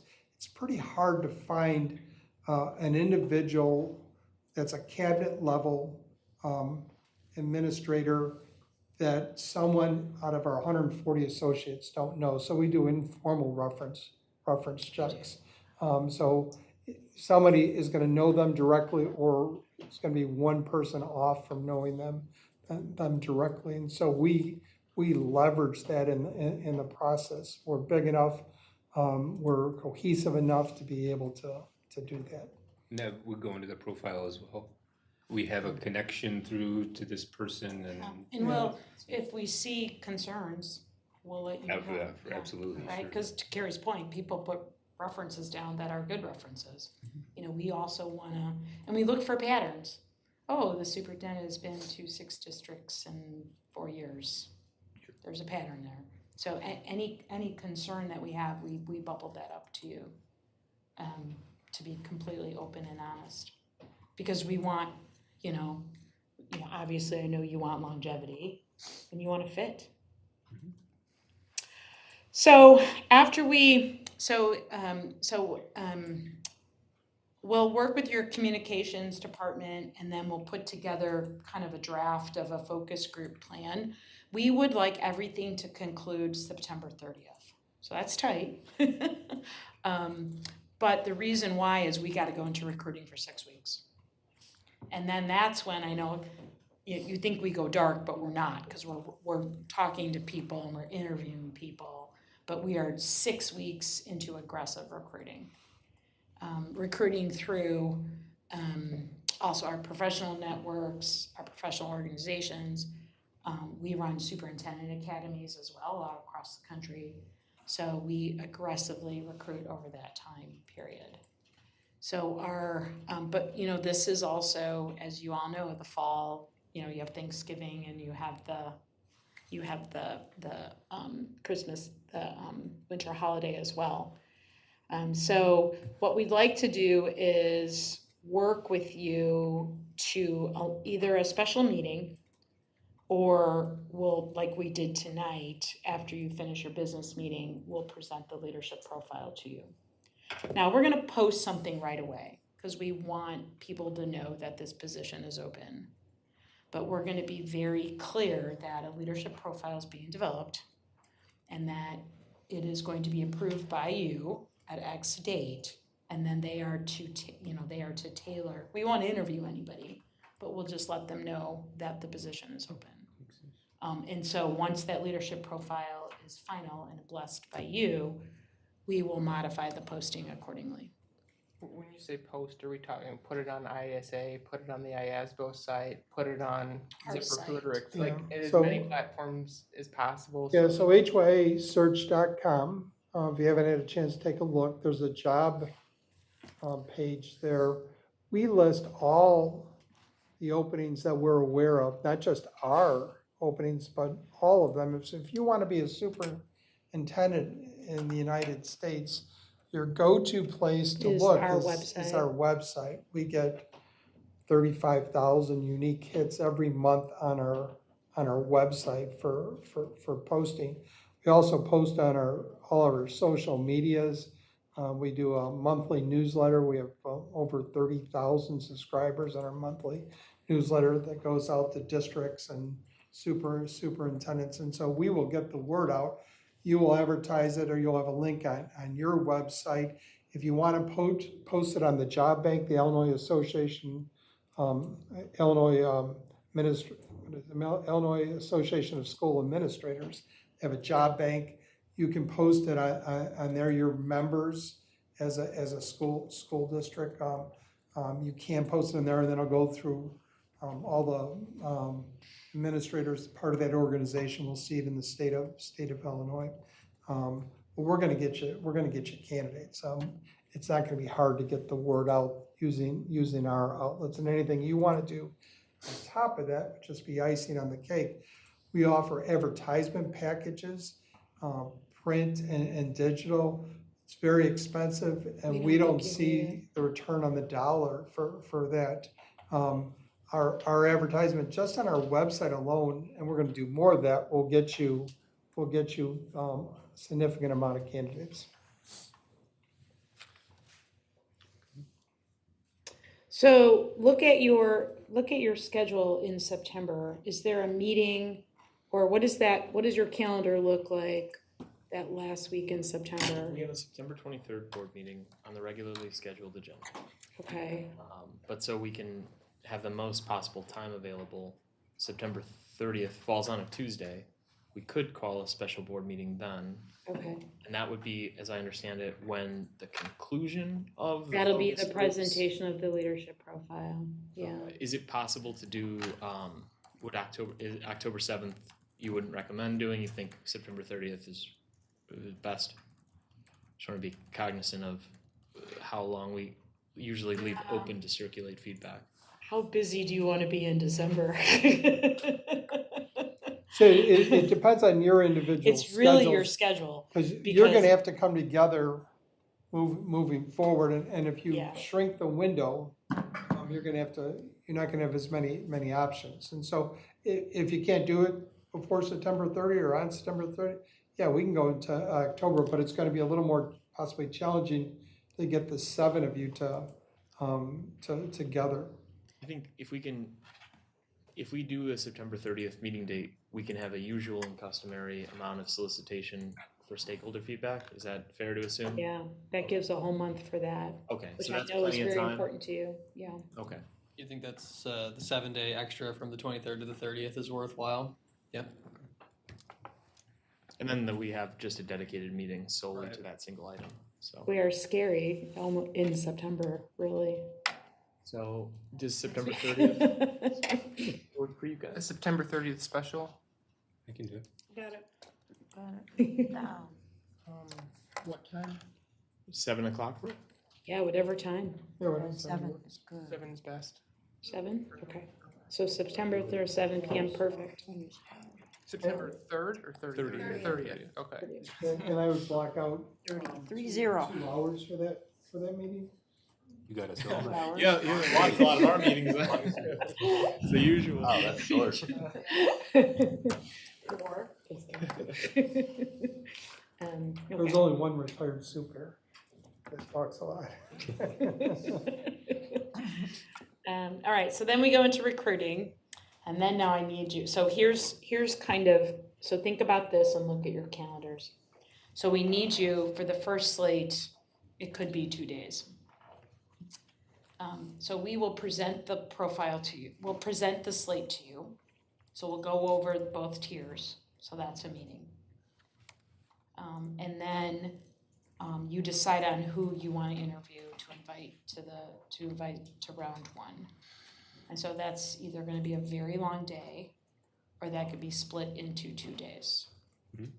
So on average, the first slate typically is four candidates. 4 candidates. Might be 5, might be 3, or you might say, geez, we want to be in interviews and give us 8. Then you're not getting your money's worth out of us. Let us pare it down for you. And if you don't like who we present, tell us, and we'll continue to work hard to find the individual candidates that I think that's Now, the we have key, 3 right? weeks I think Thanksgiving is the last week. Yeah. So we do have some time in November, and I don't know, and Carrie and I are flexible. I like weekends and evenings. It just kind of depends on, How much time were you thinking again? And you said long that'll be day? a long one, because What's the there's, long, like, you think like So you're gonna 6 need, hours? you're gonna need about 90 minutes for each block. Alright. Each At candidate, not least. that you're gonna talk for 90 minutes, you might talk for 60 or 75 minutes, but you're gonna need to catch your breath in between. And so you're looking at, 90 minutes a candidate, and if you do 4 candidates in one day, that's a significantly long day. So if you do 2 in one evening, you do the second 2. that's an option. I think 4 candidates is a manageable number. I would prefer it on a Saturday. I don't want to sit here at 7 at night and have 4 90-minute interviews. I just think that's a weird expectation, come to your interview at I can 11 make p.m. any time work, so. So yeah, so Saturday's good. I mean, is there a preference? I think if you do a 1 long day, I think a Saturday makes sense. If we'd rather do 2 days, then you could do it. You could do Thursday, Friday, or something like that. I'll be around. I think the key is what you said, Carrie, which is if it ends up being 4, I mean, we'll see where we end up, but it's some continuous communication of, hey, this one, maybe not, or really making sure that we're getting down to those Right. 4 or 5 hours, maybe there are 3, whatever, Yeah. that really seem like good fits, hopefully both ways, right? Mhm. And then we can have those. I don't know, we also, I mean, the nice thing is, School Board Association and III, is that, weekend before Thanksgiving. So week before We have Thanksgiving. an HYA booth there. We tend to interview and meet candidates there as well. So on, Thanksgiving, that's September. So just Are you for, like, suggesting using that somehow, or just We keep in use mind it, that that's a we weekend? use it for all school districts, and Okay. sometimes when we meet and greet board members and candidates and so on, and But we my have, guess is you may be busy that weekend too, I don't know. would it be better to schedule after that III conference? Is that, or do you think, just for like, I'm just gonna throw out some stuff and we can kind of workshop it, but let's just say we did a 6-hour 4-candidate intensive, and let's say we did that in November. Are we talking the end of November ideally? Or you could go into, the first week in December. I think Because then the earlier- following week, we would do final interviews. When's III? it's a week before Week Thanksgiving. before Thanksgiving, So when's Thanksgiving? 28th, 27th, 28th. 27, 28, 29. Oh, boy. So we're looking at December 6th. Yeah, I mean, yeah, November 29th, probably feasibly, the Saturday after Thanksgiving. I don't see how that. You might have some people traveling, I don't know. Yeah, I don't No, think I that's gonna don't think work, that's, so so- does December 6th, do we like December Saturday 6th. versus 2 days?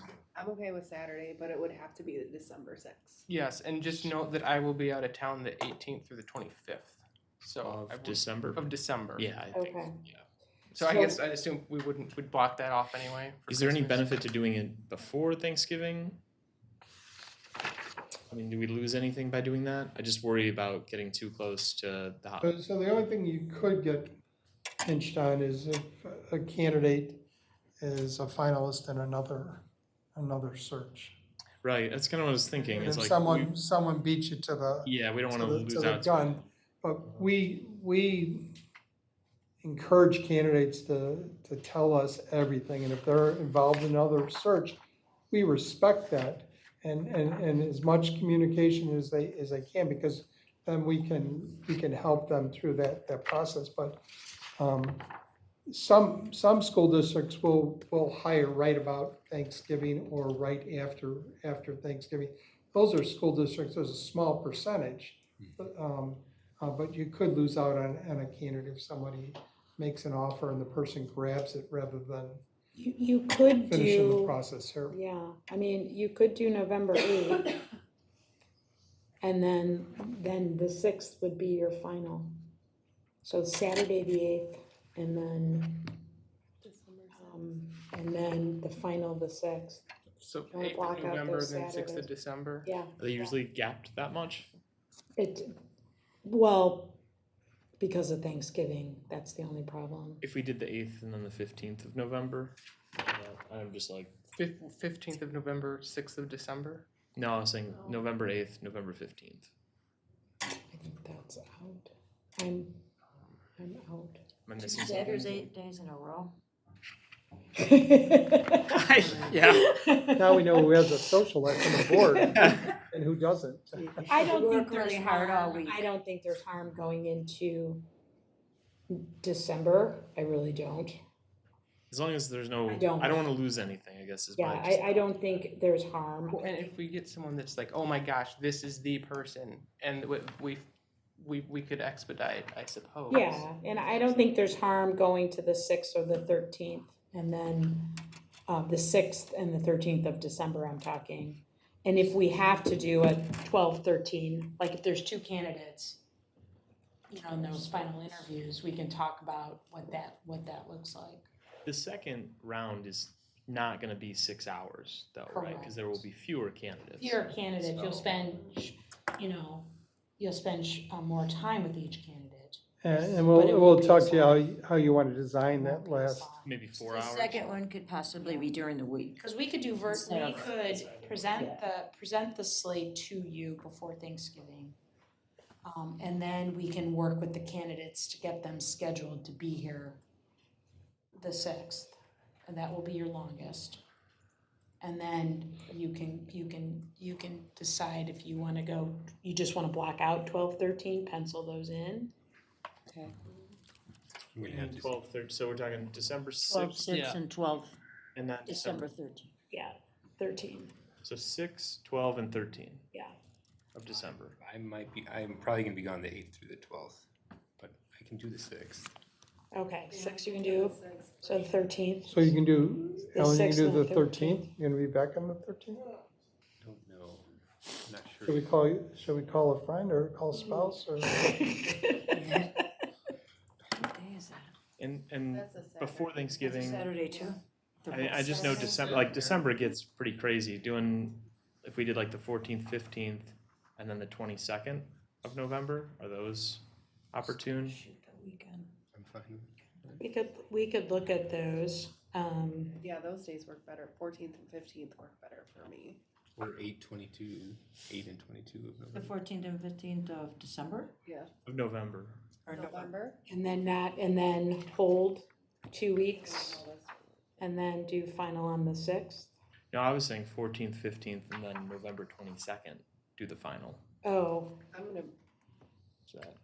well, that is triple, I mean, that Oh, that's the depends triple on- I, is yeah, that what you're that's saying? the Oh, issue okay. too, yeah, How and about the 20, no, you can't do the 20, you okay. might wanna take advantage of that, you might. I think I'm, I mean, as an enormous networking event. 29th? And I don't know. early in the morning, November 'cause it's gonna be 8th on and Saturday December too. 6th.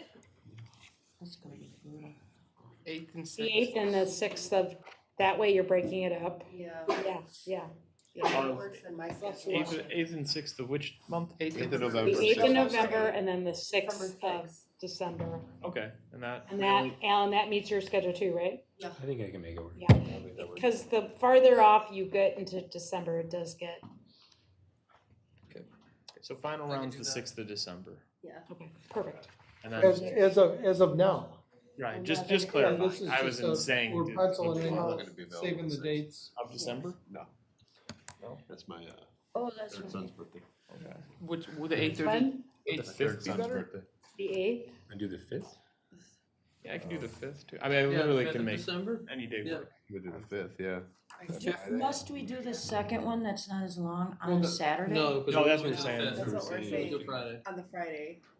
Okay, good. So December Okay. 5th At and night, I hope. November 8th. November 8th. Yeah, definitely night.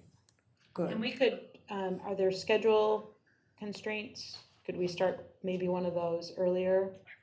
Like an earlier afternoon? I could Do do, them, I can do them both early. I can as well. Early afternoon works. I can literally make any time work. On, Yeah, On I'm what- open what- completely what both November those days. 5th, or I'm sorry, No. November 8th and December 5th. November 8th, whenever, Start writing things right, it's down a to Saturday. sure, The because I 5th, got I all would this need it to be at least 1 PM or later. Okay. Is that good Yeah. stuff. When, what? The what- December November 5th. 5th, Friday the 5th, December 5th. December, December 5th. yeah. And you wanna start that early? No, after. Well, one, I'm just saying it December. has to be after 1. I would, like, Yeah, I mean, when's the early, I mean, you're the one that seems to work the This is latest, good. so when. This works. yeah. December 5th? December I mean, 5th, it's, after I 1 can PM definitely make and a Saturday Friday 8th work of November. easier than a Saturday.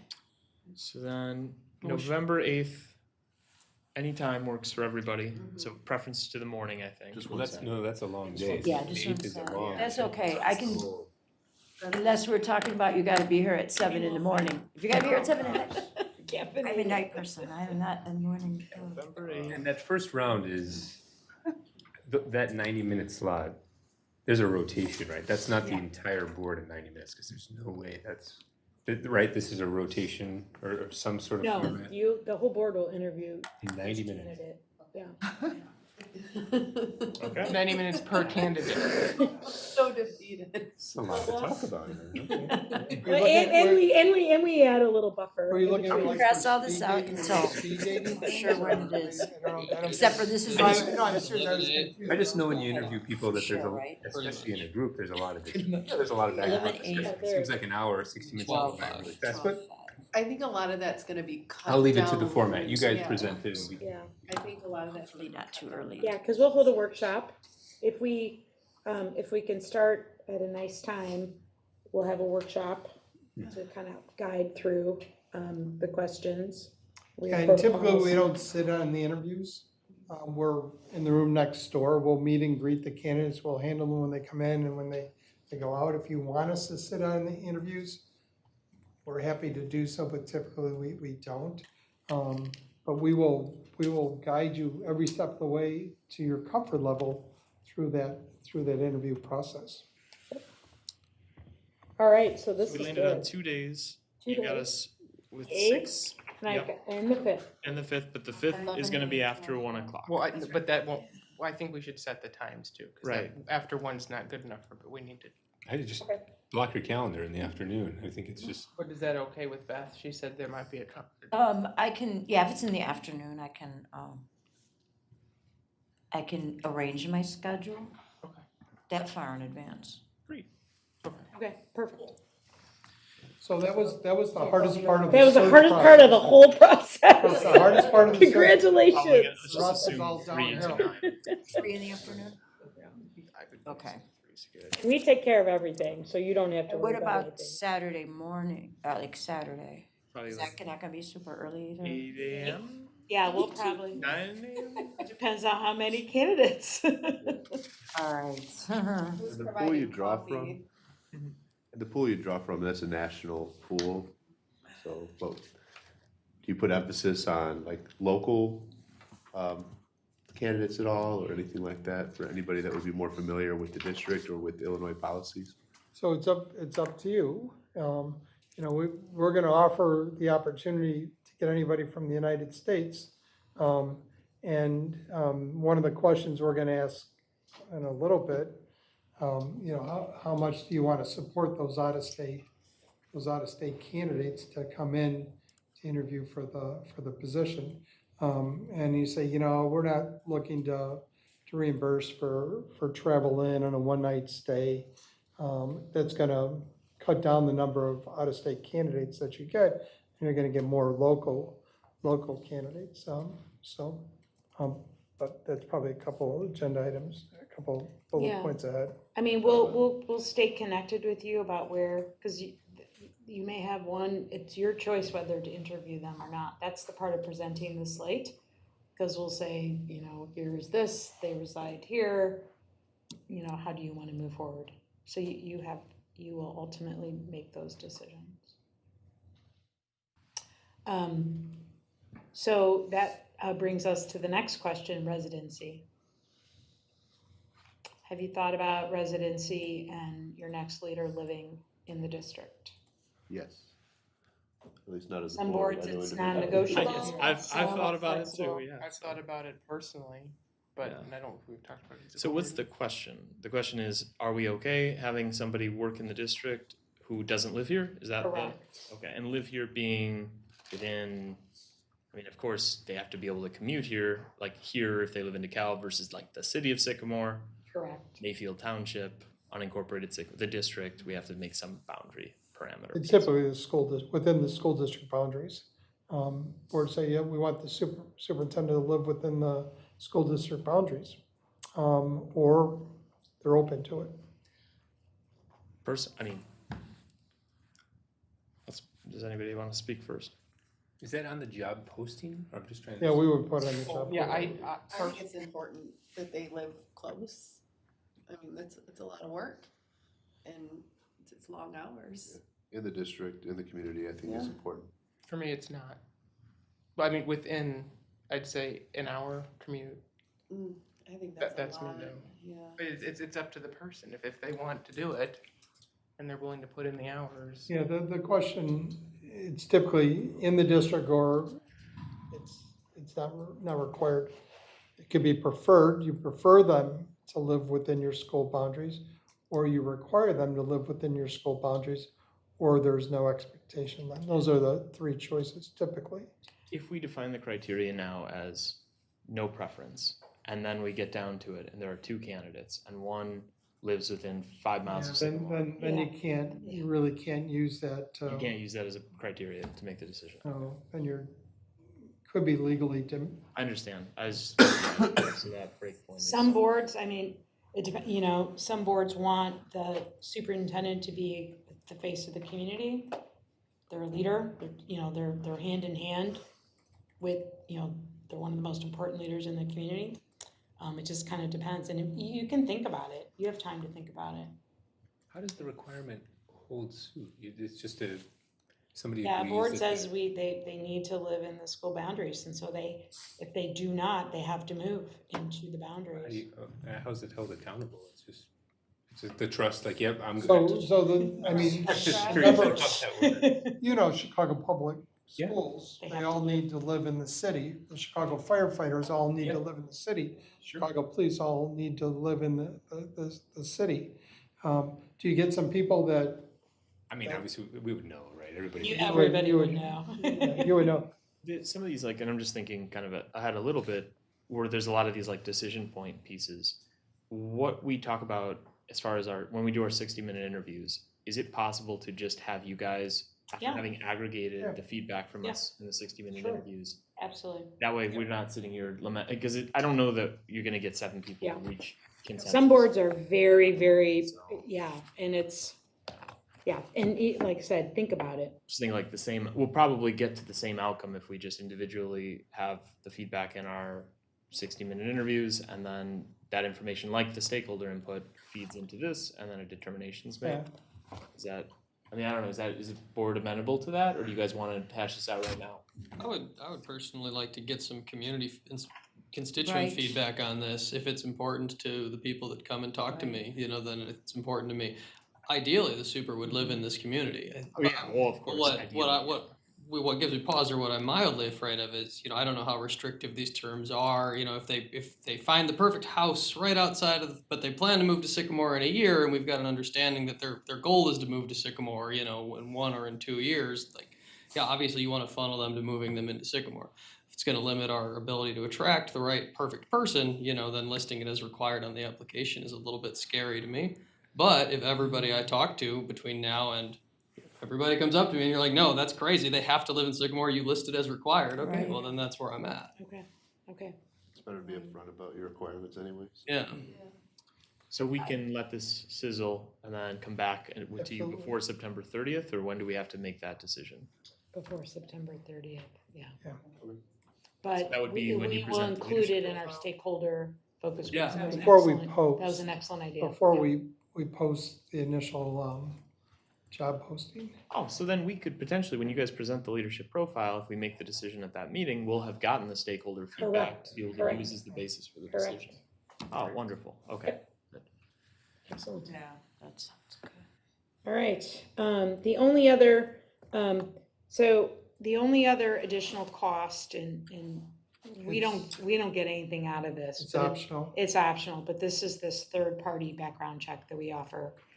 Extremely robust, 54 pages.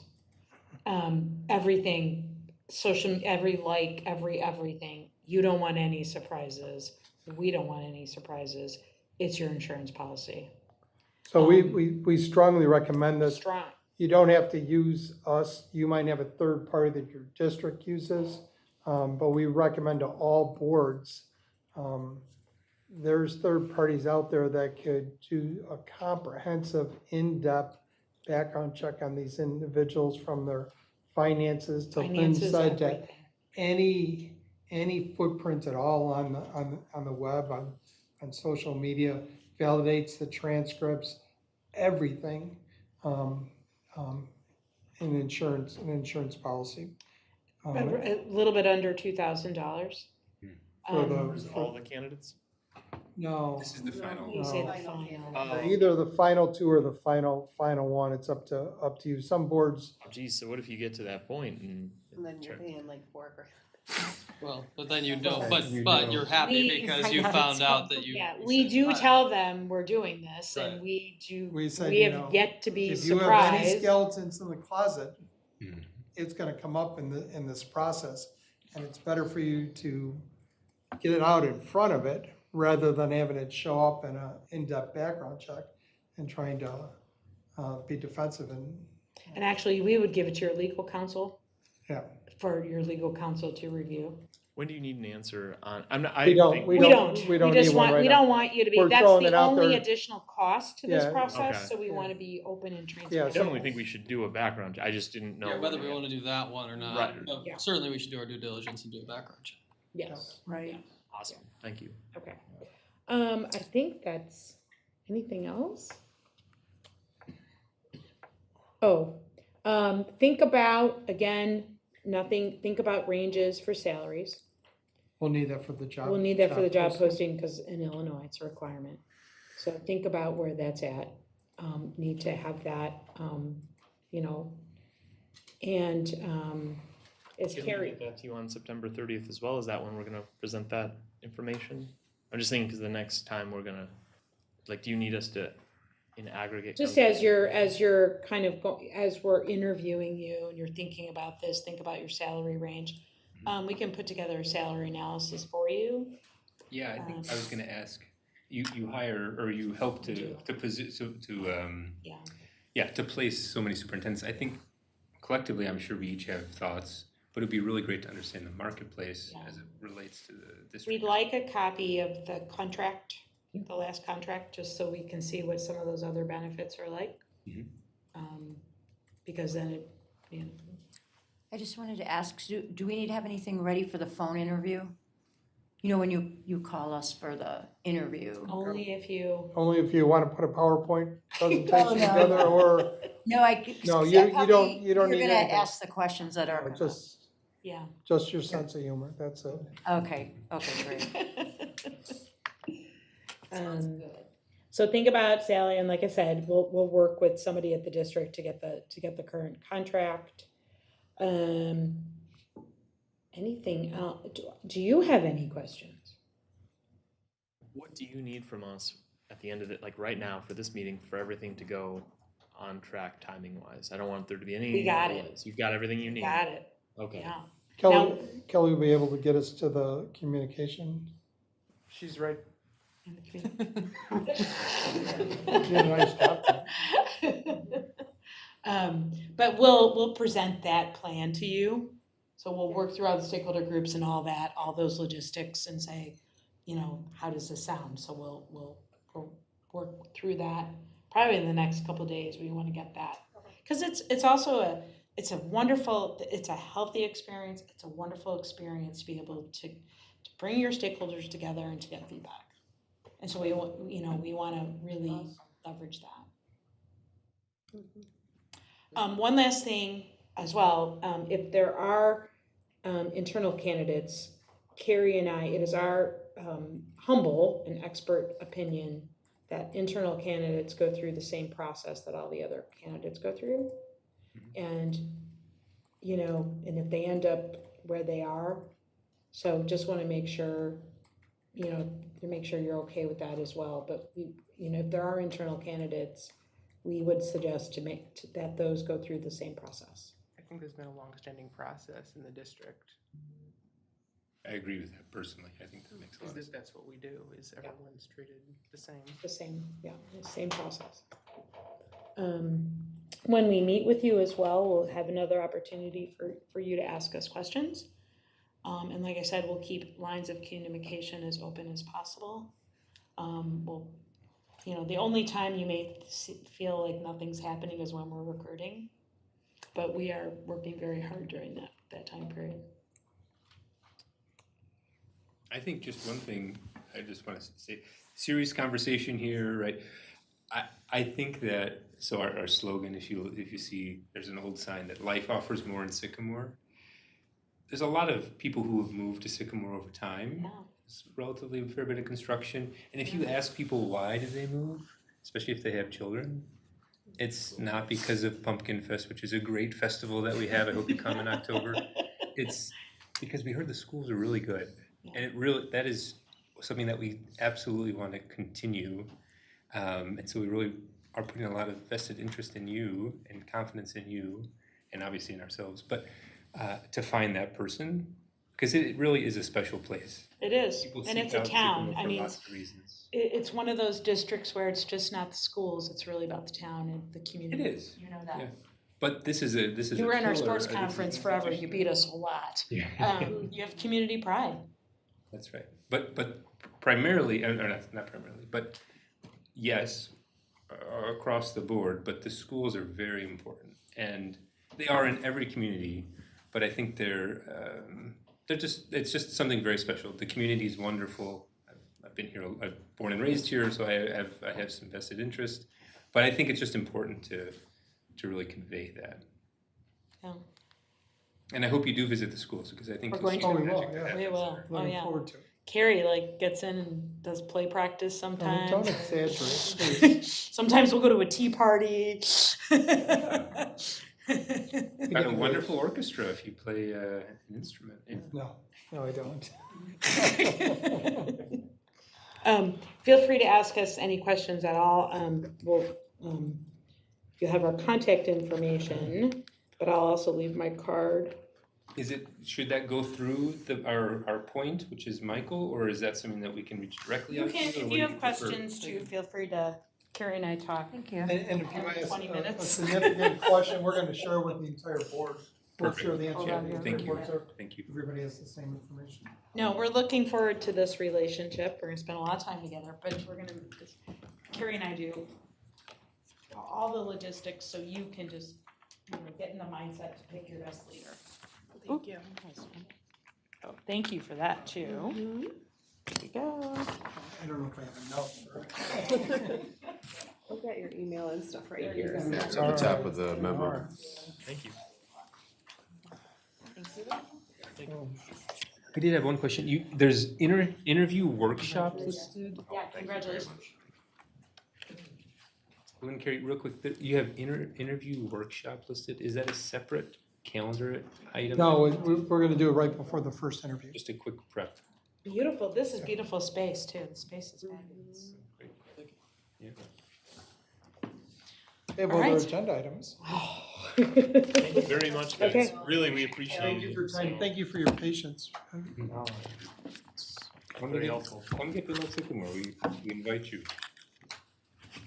I know it well. When are they gonna raise the parking meters from 10 cents? Never. 10 cents. Never. That's amazing. You still spend a penny. It is amazing.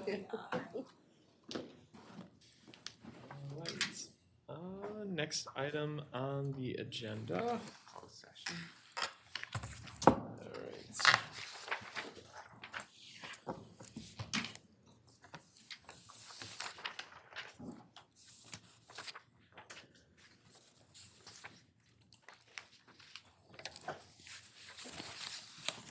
Apologies, just taking notes. Okay.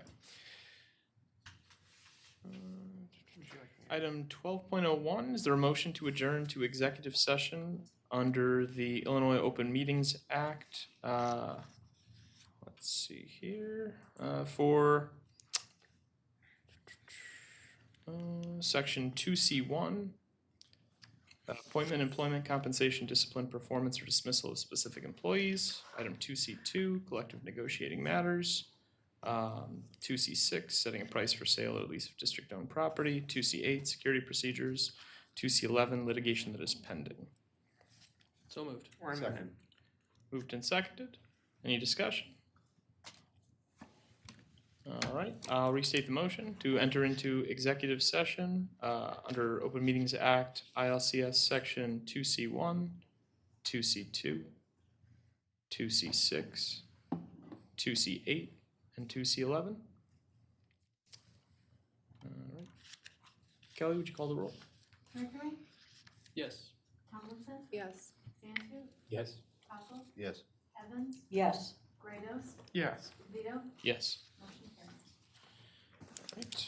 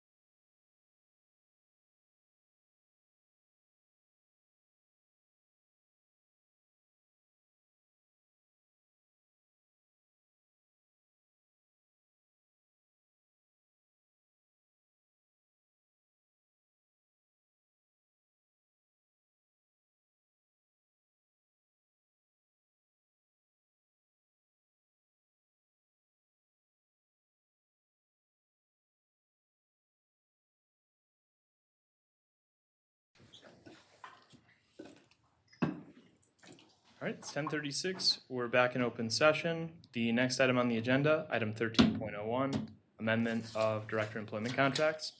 At this time, additional information is needed on this item, so I'd like to solicit a motion to postpone for an additional reading.